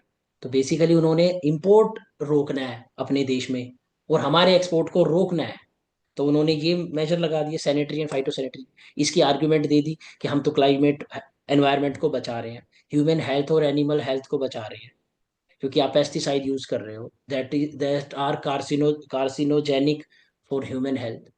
तो इससे काइंड ऑफ उन्होंने बैरियर लगा लिए। तो अब यूएनसीटीडी ने क्या बताया है एक रिपोर्ट में, कि जो नॉन टैरिफ मेजर्स हैं by countries to adapt and mitigate climate change, वो इंक्रीज हो रहे हैं। A total of 26.4% of global trade, तो जो ग्लोबल ट्रेड है पूरा उसका 26% जो है, उन 26% ग्लोबल ट्रेड के अंदर जो आइटम्स आते होंगे, उनमें नॉन टैरिफ मेजर्स लगे हुए हैं। तो ये काइंड ऑफ बहुत सारे ट्रेड जो वर्ल्ड में होता है उसमें नॉन टैरिफ मेजर्स है।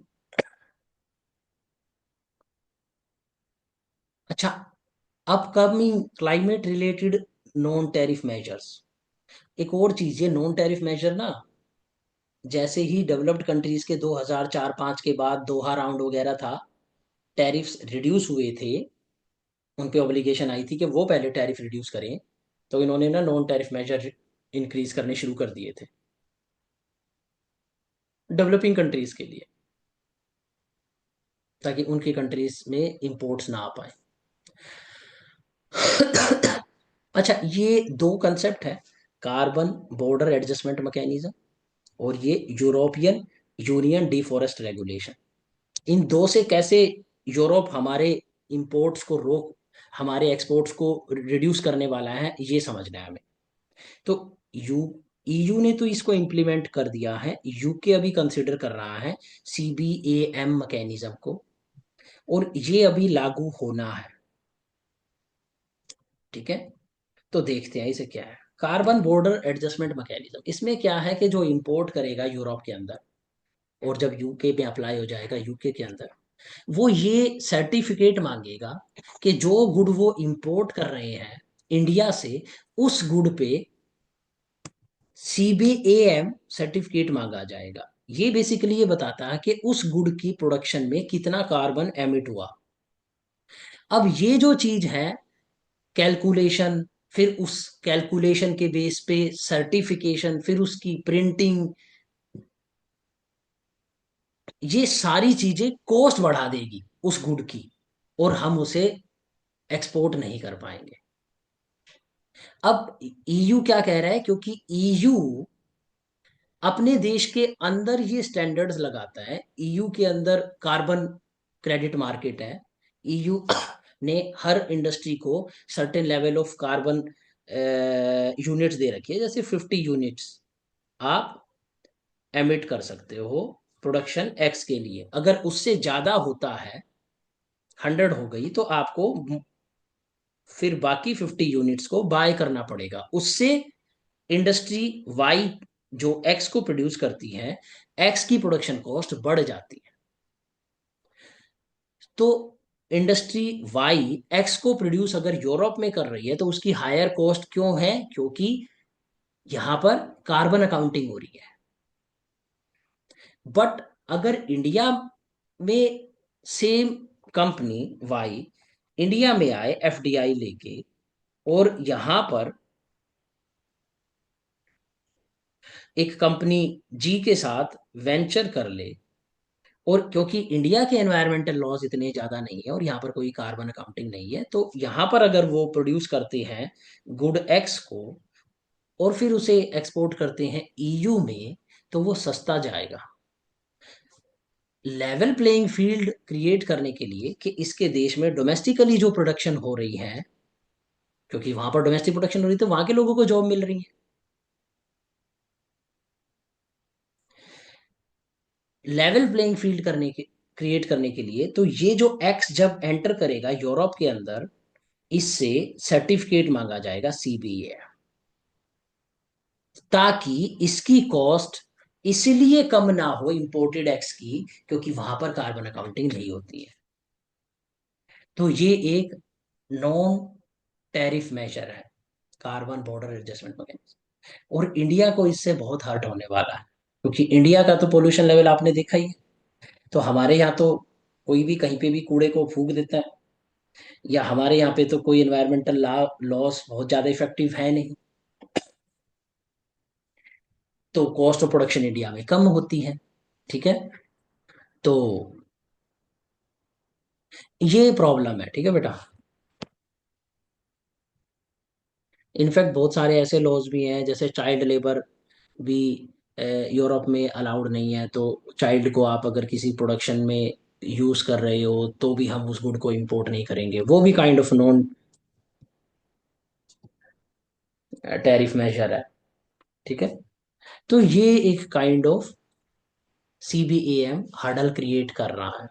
ठीक है। अच्छा, data share of CBM export in total Indian export to EU has increased from 6.3% in 2014। तो पता है जो गुड्स इंडिया एक्सपोर्ट करता है वो सीबीएम में की कैटेगरी में आते हैं। वो पहले 6.3% थे 2014 तक।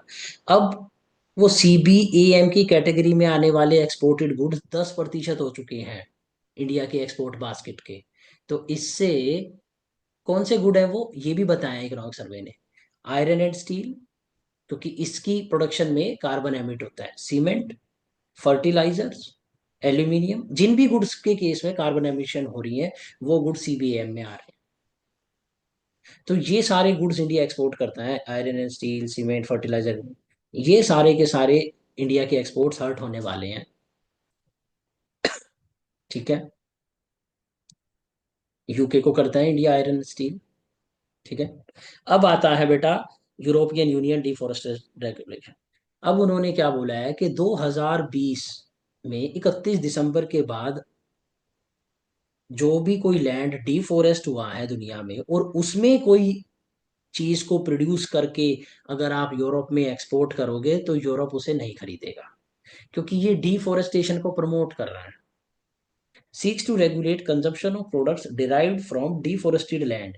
It requires operator and trader to ensure product placed in EU market are deforestation free.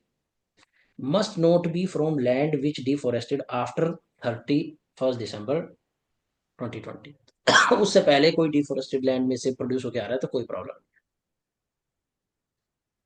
क्यों? क्योंकि यूरोप ने खुद डिफोरेस्टेशन कर रखी है, तो उनका लैंड भी है ऐसा 2020 से पहले तो।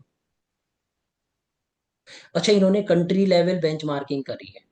कुछ कंट्रीज हाई रिस्क वाली है तो उन पे और ज्यादा डिटेल्ड बारीकी से चेक होएगा, उन वहां से जब इंपोर्ट करेंगे हम गुड, कि उस गुड, जो गुड हमने इंपोर्ट करा है वो डिफोरेस्टेड लैंड से तो नहीं है। और इसका जो ओब्लिगेशन है, इसकी जो कंप्लायंस कॉस्ट है, वो ऑपरेटर पर और ट्रेडर पे डाली है। वो इंश्योर करे। वो कैसे इंश्योर करेगा? जियो लोकेशन करे डेटा की, सर्टिफाई करे, कुछ प्रूफ लेके आए। अब ये सर्टिफाई करना, जियो लोकेशन डेटा कलेक्ट करना, स्मॉल मार्जिनल फार्मर के लिए, उनके लिए कंप्लायंस कॉस्ट बढ़ाता है। This raise compliance cost for small farmers and exporters. For example soya, palm oil, coffee, wood, rubber, leather, furniture.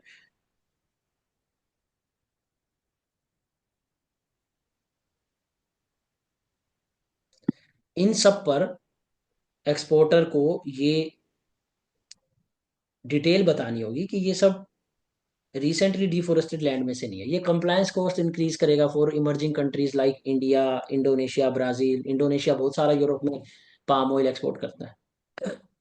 तो इंडिया और ये इंडोनेशिया, ब्राजील, ये कंट्री कह रही है कि ये ना बड़ा डिस्क्रिमिनेटरी है। क्यों? क्योंकि ऐसा है कि इंडिया बहुत सारे ऐसे इनिशिएटिव चलाता है जो अफोरेस्टेशन बढ़ाती है। तो भाई क्या हुआ कि नेचुरली अगर कोई एरिया डिफोरेस्ट हो रहा है, तो उसमें अगर कोई प्रोडक्शन, हम उस एरिया को यूज कर रहे हैं पाम कल्टीवेशन में या किसी और चीज में, मैन मेड कल्टीवेशन में, तो इसमें क्या बुराई है? उसी के इक्विवेलेंट हम कहीं और पर अफोरेस्टेशन कर रहे हैं। तो इन, और उसमें हमारी कॉस्ट आ रही है एज ए इंडिया। हम उस कॉस्ट को बियर कर रहे हैं अफोरेस्टेशन में। हम, आपने देखा होगा ना फॉरेस्ट रिपोर्ट, उसमें बताते रहते हैं ना कितना फॉरेस्ट कवर बढ़ गया, घट गया, है ना? वो क्यों कर रहे हैं? वो इसीलिए कर रहे हैं ताकि हम प्रेशर बनाएं इन कंट्रीज पे बाद में, कि भाई अफोरेस्टेशन भी तो कर रहे हैं। तो ये सही नहीं है, one size fit all approach नहीं होनी चाहिए, ये डिस्क्रिमिनेटरी है। और दूसरा पॉइंट जो है वो ये कि इंडिया की डेवलपमेंटल नीड्स देखो, अभी से हम आपकी तरफ एनवायरमेंटल स्टैंडर्ड्स नहीं अप्लाई कर सकते। हम लोग अभी पुअर है, पुअर इंसान पहले खाना खाएगा या हाइजीन ढूंढेगा? और डिफरेंशिएटेड रिस्पॉन्सिबिलिटी एक प्रिंसिपल है यूएनएफसीसी का, कि डिफरेंशिएटेड रिस्पॉन्सिबिलिटी होनी चाहिए। जो डेवलप्ड कंट्रीज हैं वो एनवायरमेंटल लॉज को ज्यादा फॉलो करें। इन सारे प्रिंसिपल्स को आप इग्नोर कर रहे हो। एक जीटीआरआई की स्टडी है।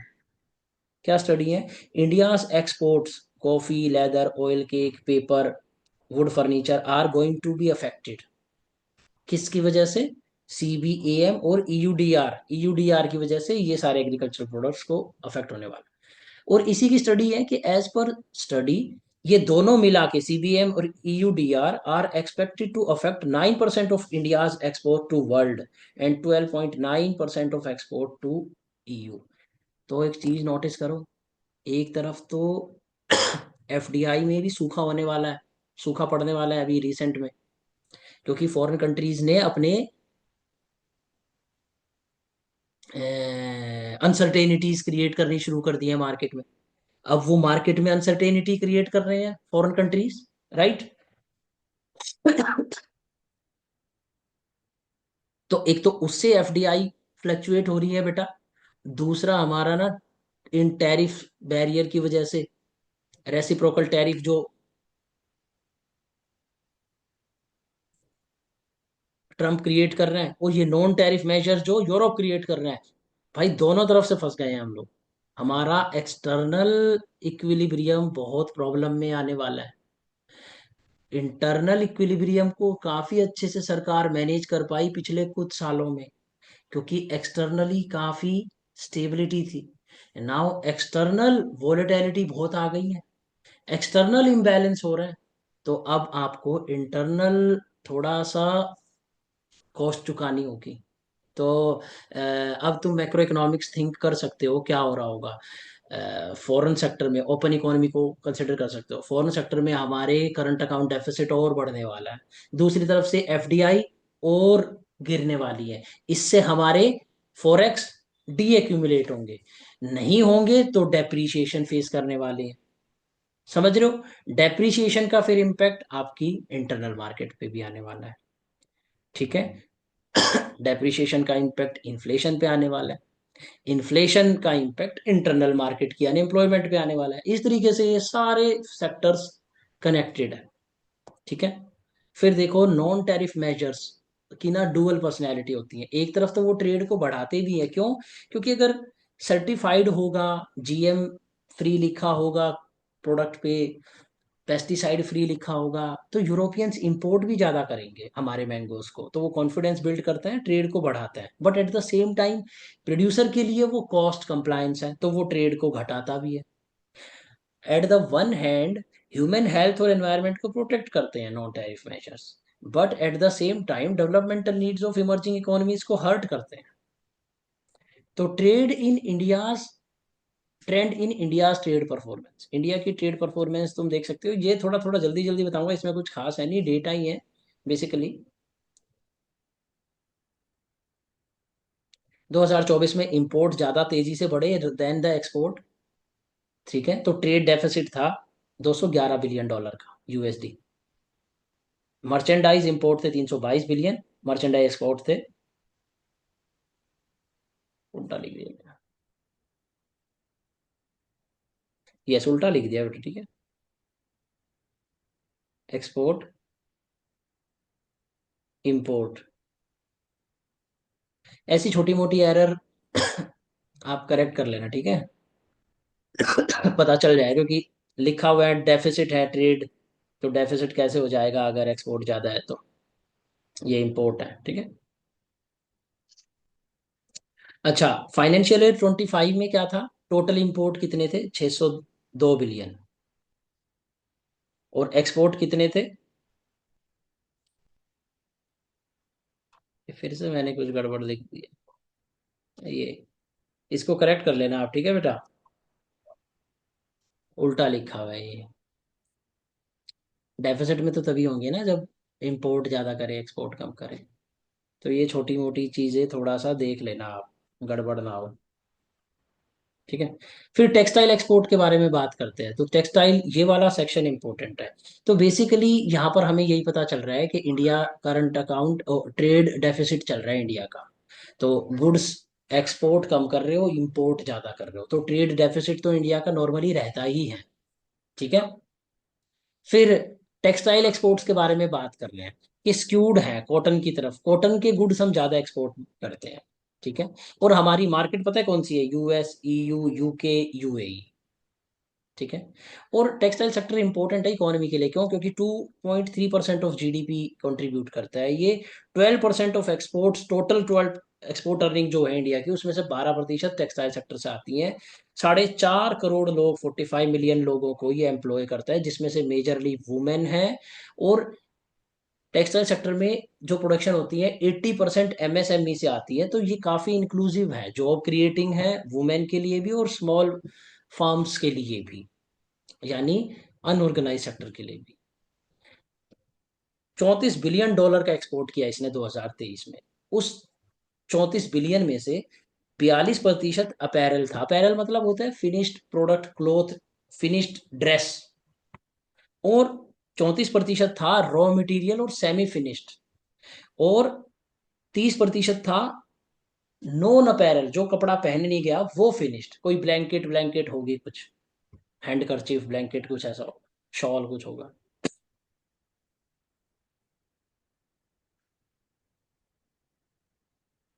अब इंडिया की अचीवमेंट की बात करते हैं अपैरल के अंदर। तो अपैरल में इंडिया केवल 2.8% की वर्ल्ड की मार्केट को कैप्चर करे हुए हैं। China 30%, Bangladesh 9%, Vietnam 7%। तो देखो इंडिया इन तीनों से काफी पीछे है। तो अब हमें देखना है इंडिया की टेक्सटाइल इंडस्ट्री में प्रॉब्लम क्या है। प्रॉब्लम ये है कि इंडिया में ना वर्टिकली इंटीग्रेटेड फार्म नहीं है, कि एक ही जगह पे सारा काम हो रहा है, उससे कॉस्ट कटिंग होती है बहुत ज्यादा। इंडिया में क्या होता है ना, रॉ कॉटन उगाते हैं गुजरात में, एमपी में, आंध्र प्रदेश में।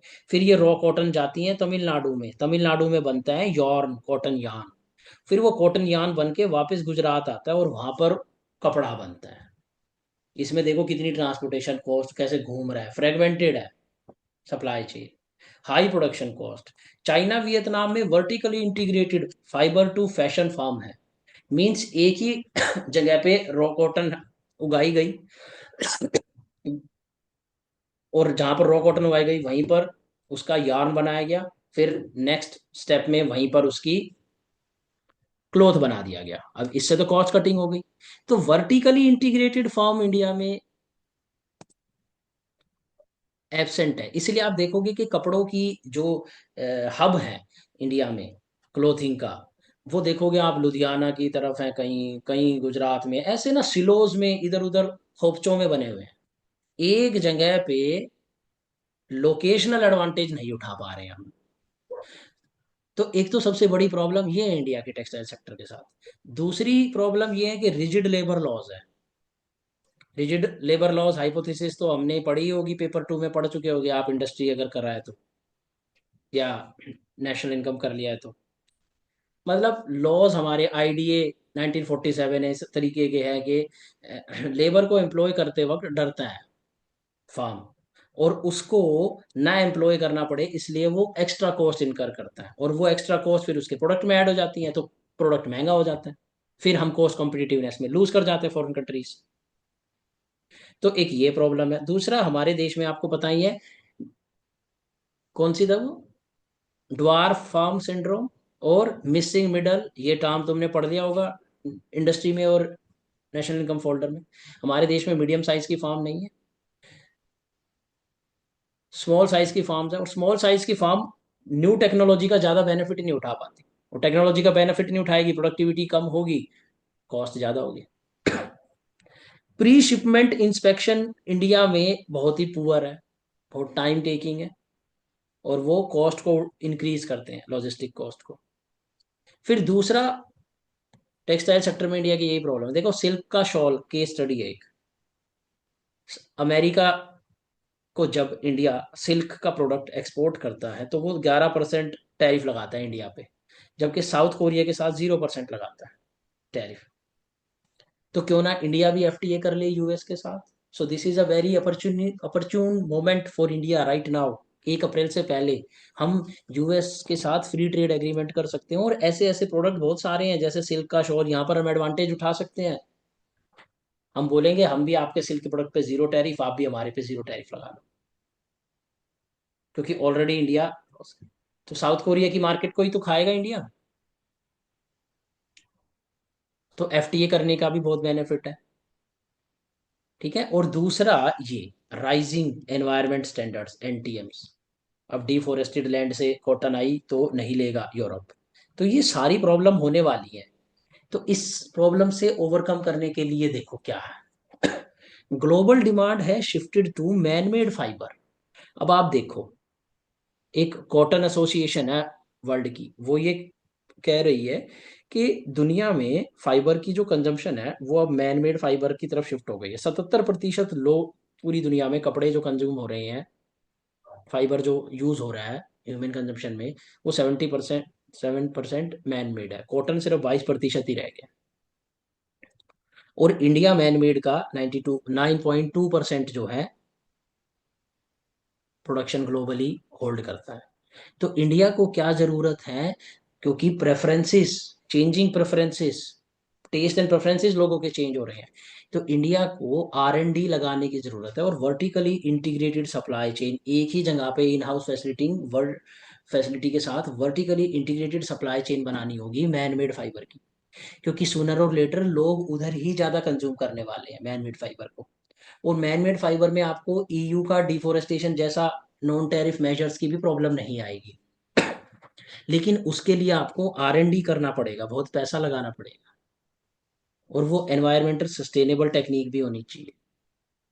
तो इस अपॉर्चुनिटी का हम बेनिफिट उठा सकते हैं कि हम अपनी ब्रोकन सप्लाई चेन जो कॉटन में है, उसकी वजह से जो डिसएडवांटेज होता है उसे ओवरकम कर सकते हैं अगर मैन मेड फाइबर में काम करें तो।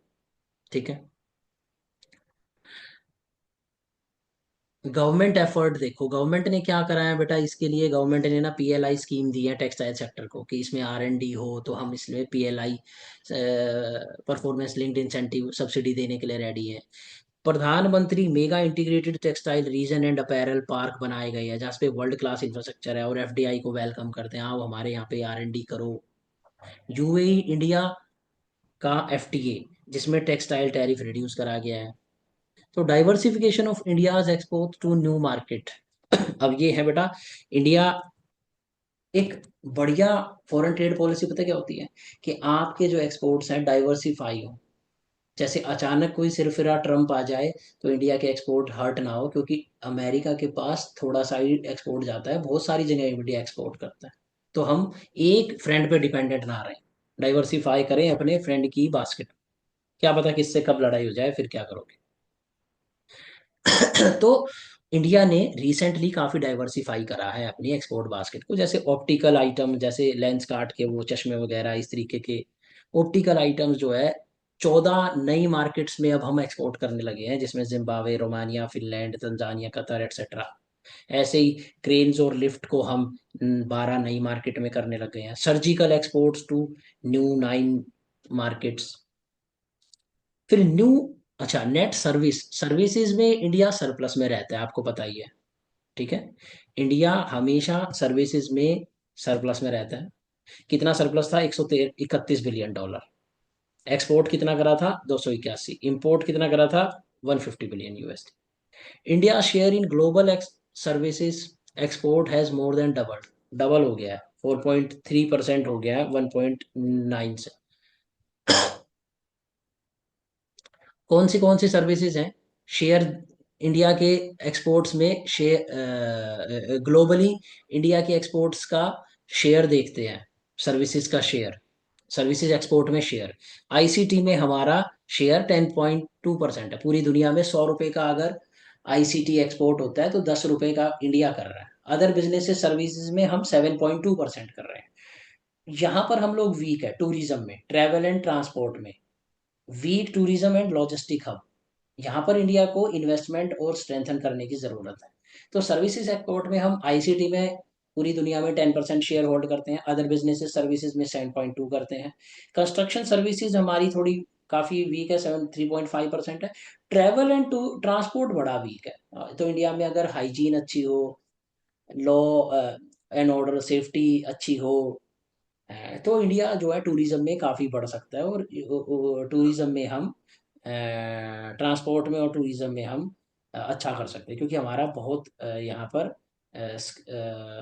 शेयर बहुत कम है, तो यहाँ पर बहुत स्कोप है इंप्रूव करने का।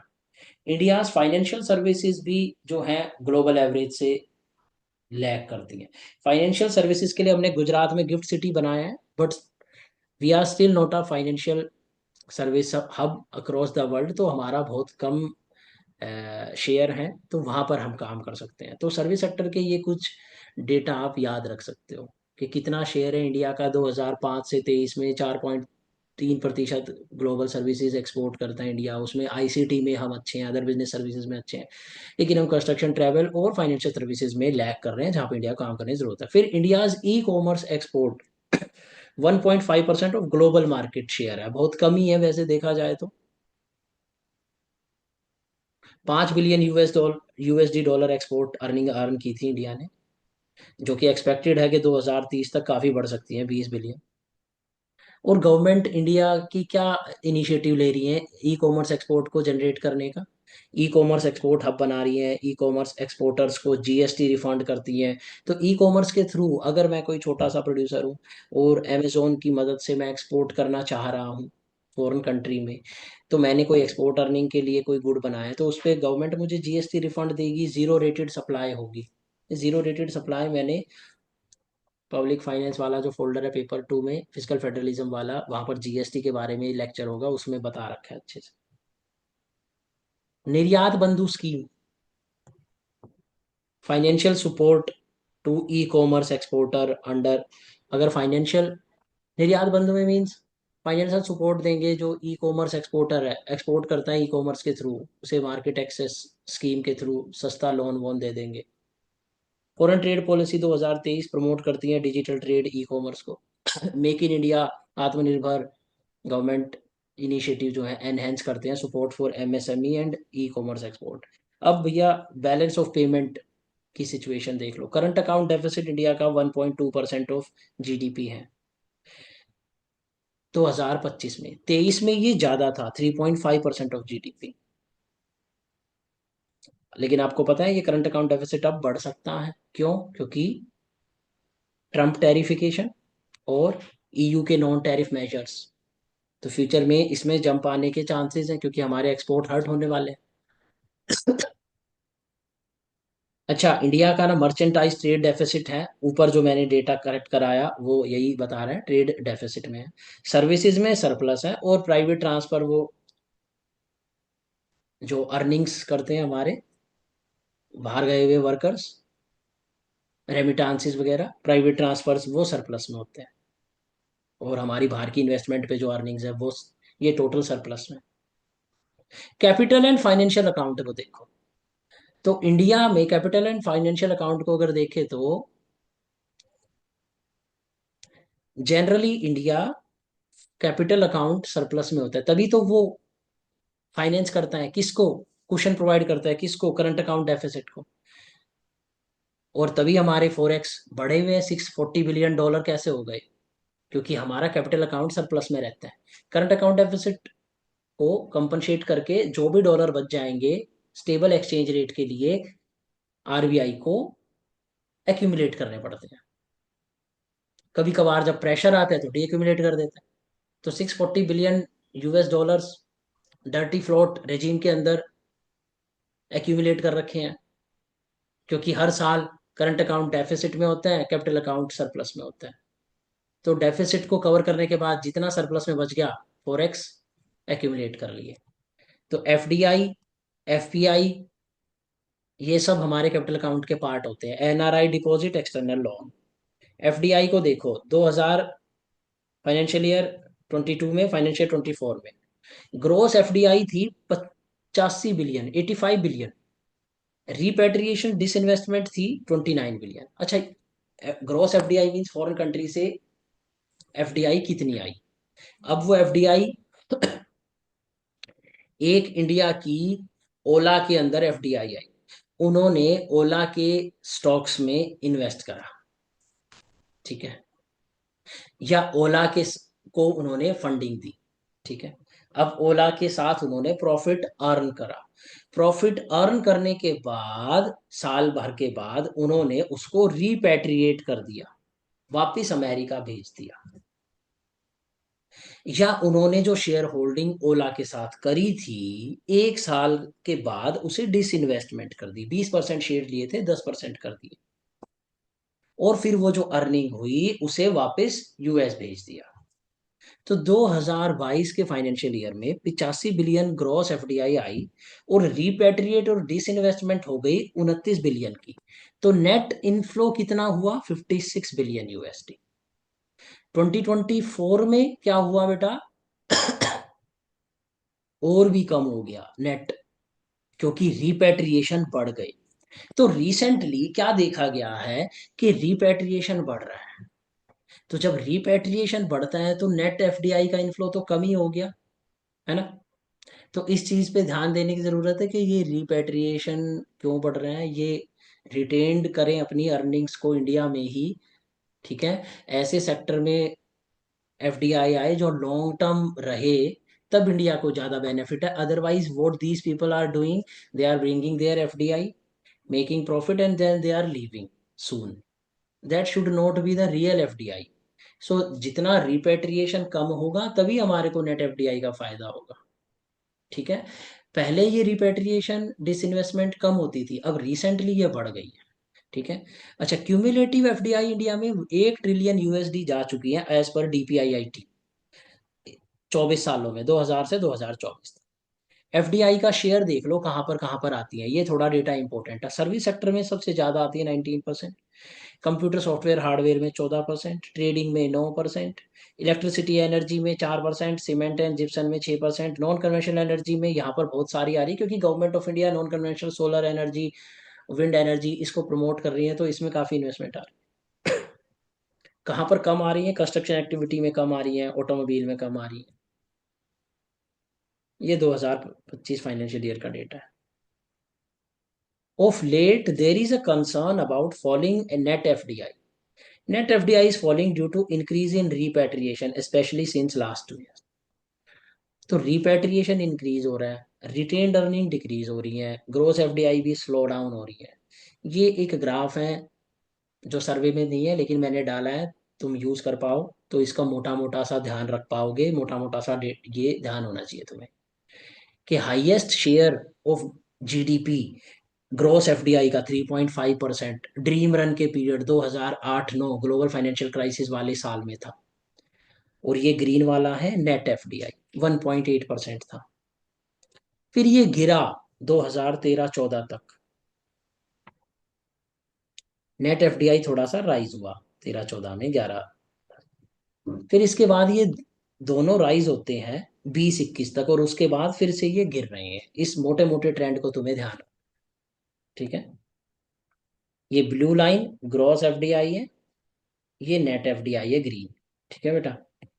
और ये कुछ इवेंट्स हैं इंडिया के अंदर जो मैंने लिखे हुए हैं, जैसे माइक्रोसॉफ्ट ने एफडीआई लेके आया था इस पीरियड में 2005 में। अमेजोन 2014 में लेके आया एफडीआई। वॉलमार्ट ने फ्लिपकार्ट में इन्वेस्ट करा एफडीआई आई इस 2016-17 के पीरियड में। फिर गूगल ने अभी 2020 के बाद, गूगल ने, मेटा ने, और रिसेंटली 2023 में फॉक्सकॉन ने इंडिया में एफडीआई लेके आई है। बता सकते हो इनमें से सबसे बढ़िया एफडीआई कौन सी है? फॉक्सकॉन, क्योंकि ये मैन्युफैक्चरिंग की है। ये वॉलमार्ट, फ्लिपकार्ट, amazon ये क्या है? ट्रेडिंग प्लेटफॉर्म है ये तो। ये इंडिया के सामान को इधर से उधर बेच रहे हैं और बीच का प्रॉफिट बना रहे हैं।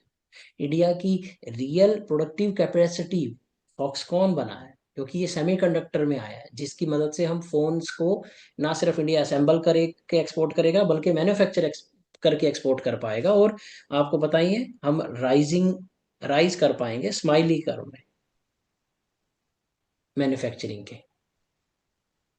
माइक्रोसॉफ्ट आया था, उसी ने तो इंडिया को सर्विस सेक्टर एक्सपोर्ट सरप्लस बनाया, हब बनाया, क्योंकि इंडिया में आईटी सेक्टर में माइक्रोसॉफ्ट ने इस टाइम पर इन्वेस्टमेंट की थी। उसके बाद से कोई बहुत अच्छी एफडीआई नहीं आई है। सो अमेजोन और वॉलमार्ट ने इंडिया को काफी बिजनेस दिया है, प्रमोट करा है, डिलीवरी एफिशिएंसी बढ़ाई है, बट कोई मैन्युफैक्चरिंग कैपेबिलिटी नहीं दी। फॉक्सकॉन इस केस में अच्छा है, ठीक है। एज पर आईएमएफ स्टडी, ये मैं बता चुका हूँ, जियो politics is casting shadow on gravity model of trade, तो ये मैं आपको बता चुका हूँ। बस कुछ ज्यादा ध्यान नहीं रखना है, बस ये ध्यान रखना है कि आईएमएफ ने ये बोला था, बस ये आईएमएफ को कोट कर देना है कि जियो पॉलिटिकल डिस्टेंस ज्यादा मैटर कर रहा है एफडीआई और ट्रेड के फ्लोज में then the geographical distance of late recently. ये ऑब्जर्व किया आईएमएफ ने। कहीं पर यूज करना हो तो कर सकते हो quote. Last page, the period है ये पीडी, 2014 से 2022 तक अल्ट्रा लो इंटरेस्ट रेट थे। फिर स्टैगफ्लेशन का खतरा आया था, तो सारी कंट्रीज ने, अमेरिका वगैरह ने रेट ऑफ इंटरेस्ट बढ़ाने शुरू किए थे। तो इस पीरियड में ना, जब ultra low rate of interest थे पूरे वर्ल्ड में, तो इमर्जिंग इकोनॉमीज में एफआईआई एफडीआई फ्लो कर रही थी। फिर स्टैगफ्लेशन का खतरा हुआ, यूएस ने जब बढ़ाना शुरू करा अपने पॉलिसी फेड रेट को, तो ये ट्रेंड रिवर्स होने लग गया। In coming years net FDI और ग्रोस एफडीआई दोनों ही may slow down. In that case we would have to manage CAD at much lower level than the current level, क्योंकि आपका एफडीआई, एफआईआई, एफपीआई यही तो कुशन प्रोवाइड करता है current account deficit को। तो रिसेंट कमिंग ईयर्स में FDI और भी स्लो डाउन हो सकती है। उस केस में कैसे मैनेज करोगे करंट अकाउंट डेफिसिट को? तो बेटर क्या है, करंट अकाउंट डेफिसिट को लो करना शुरू करो। लो कैसे करोगे भाई? जल्दी जल्दी ट्रेड एग्रीमेंट करो, ट्रेड की प्रॉब्लम को सुलझाओ, वरना आपके एक्सपोर्ट्स और गिर गए तो करंट अकाउंट डेफिसिट और बढ़ जाएगा। और वो भी उस सिचुएशन में जब एफडीआई, नेट एफडीआई घट रही है, रिपेट्रिएशन ज्यादा हो रहा है, ऐसी सिचुएशन में शूटअप करेगा आपकी करेंसी, डेप्रिशिएट होएगी करेंसी। करेंसी डेप्रिशिएशन से इंपोर्टेड इन्फ्लेशन, और इन्फ्लेशन के आने से ग्रोथ ऑलरेडी स्लो डाउन है। खतरा किस चीज का हो जाएगा इंडिया में? स्टैगफ्लेशन। क्योंकि ग्रोथ तो ऑलरेडी लो है, हम सबको पता है, इसीलिए तो गवर्नमेंट लिक्विडिटी इंजेक्शन कर रही है, टैक्स रिडम्पशन कर रही है, एग्रीगेट डिमांड ऑलरेडी लो है, तो अनएम्प्लॉयमेंट ऑलरेडी हाई है, जीडीपी की ग्रोथ ऑलरेडी लो है। ऐसी सिचुएशन में इन्फ्लेशन फिर से बढ़ गई अगर, क्योंकि इंपोर्टेड इन्फ्लेशन हो गई, करेंसी डेप्रिशिएट हो रही है, ऑयल की तुम्हारी डिपेंडेंसी बहुत ज्यादा है, क्योंकि इन इलास्टिक है, मार्शल लर्नर कंडीशन मीट कर रही है, तो मारे जाएंगे हम लोग। ठीक है, तो इसीलिए करंट अकाउंट डेफिसिट को मैनेज करना है। सो इंडियाज जी सिक्योरिटी यील्ड, एक चीज अच्छी है कि अब इंडिया को ना, ये एक अच्छा पॉइंट है कि इंडिया ना अब अपनी इंटरनेशनली अपनी गवर्नमेंट सिक्योरिटी को लिस्ट कर रही है, जो हमने पढ़ा था एमएससीआई इंडेक्स वगैरह में। और इंडिया की जो यील्ड कर्व है वो गिर रहा है, तो यील्ड गिर रहा है तो मतलब इंडिया लो रिटर्न प्रोवाइड कर रहा है, तभी लो रिटर्न प्रोवाइड कर रहा है, तब भी लोग लो रिटर्न का मतलब हो कि इंडिया की हाई डिमांड है, मतलब लेस रिस्क कंसिडर करते हैं इंडिया की गवर्नमेंट सिक्योरिटी को, which is a good thing. उस क्यों उससे, क्योंकि हमारी गवर्नमेंट चीपर लोन ले पाएगी, तो एक ये पॉजिटिव पॉइंट। अब ये थोड़ा सा डेटा है, फॉरेक्स कितने हैं हमारे 2024 दिसंबर तक थे, 640 बिलियन डॉलर। ये जब मेंस लिखने जाओगे तो एक बार चेक कर जाना, ये लगभग इतना ही रहता है। 11 मंथ के एक्सपोर्ट कवर है हमारे पास, आईएमएफ कहता है 3 मंथ के होने चाहिए, विच रिफ्लेक्ट्स अवर एक्सटर्नल स्टेबिलिटी, हमारे पास तो 11 महीने के हैं। 90% ऑफ इंडियाज एक्सटर्नल डेप्ट, कितनी है इंडिया की एक्सटर्नल डेट, 711 बिलियन यूएसडी, उसमें से 640 बिलियन यूएसडी इंडिया के पास सरप्लस में पड़े हुए हैं, तो एक्सटर्नल डेप्ट को 90% कवर करता है। अच्छा, एक्सटर्नल डेट जो है टू जीडीपी रेशो जब कैलकुलेट करते हैं, तो इंडिया की जीडीपी के केवल 100 रुपए अगर जीडीपी है, तो 19 रुपए ही इंडिया की एक्सटर्नल डेट है। उसमें भी इंडिया की जो शॉर्ट टर्म डेट है, शॉर्ट टर्म डेट हम कैसे डिफाइन करते हैं, जो 1 साल के अंदर देना है, वो केवल, अगर 100 रुपए की इंडिया की एक्सटर्नल डेट है तो उसमें से केवल 18 रुपए ही 1 साल के अंदर देने हैं, बाकी लॉन्ग टर्म डेट है, तो वो रिस्की नहीं है। एक्सटर्नल डेट ज्यादातर हमें यूएस डॉलर में ही देनी है, तो इंडिया की एक्सटर्नल डेट अगर 100 रुपए है तो 53 रुपए हमें यूएस डॉलर में देने हैं। तो प्रॉब्लम समझ रहे हो तुम, प्रॉब्लम इशू समझ रहे हो, इशू ये है कि इंडिया की एक्सटर्नल डेट ज्यादातर यूएस डॉलर में है, तो जब भी यूएस डॉलर के साथ इंडिया की करेंसी डेप्रिशिएट होगी, हमारी एक्सटर्नल डेट ज्यादा राइज होगी, तो इसीलिए भी हमारे लिए स्टेबल एक्सचेंज रेट जरूरी है, क्योंकि हमारी debt majority more than 50% US dollar में। ठीक है बेटा, तो यही है, ये पूरे, इसको एक ही जगह करेक्शन है, वो ऊपर करंट अकाउंट डेफिसिट में करेक्शन कर लेना। ठीक है, ये ये एक्सपोर्ट, इंपोर्ट, इंपोर्ट, ये एक्सपोर्ट, ये इंपोर्ट, ये एक्सपोर्ट, ये करेक्ट कर लेना, बाकी इस डॉक्यूमेंट में कोई प्रॉब्लम नहीं है। ठीक है, अब नेक्स्ट क्लास परसों करेंगे दूसरे इकोनॉमिक सर्वे एक बार आपको सारा करना ही है, चैप्टर बाय चैप्टर, और फिर आपके लिए हर साल इसको करना आसान हो जाएगा, क्योंकि मेज सेम ही चीज रिपीट होगी लगभग। ठीक है, तो इस साल कॉम्प्रिहेंसिव कर लो, ये आपके जो मेरे लेक्चर हैं पेपर 2 के, उनको ये अपडेट कर देता है, उनमें जो भी थोड़े से 1-2 साल की कमी होगी वो अपडेट हो जाएगी, ये रिसेंट फ्रेश डेटा आ जाएगा। ठीक है, तो कुछ डाउट नहीं है तो फिर अब खत्म करते हैं क्लास। हेलो,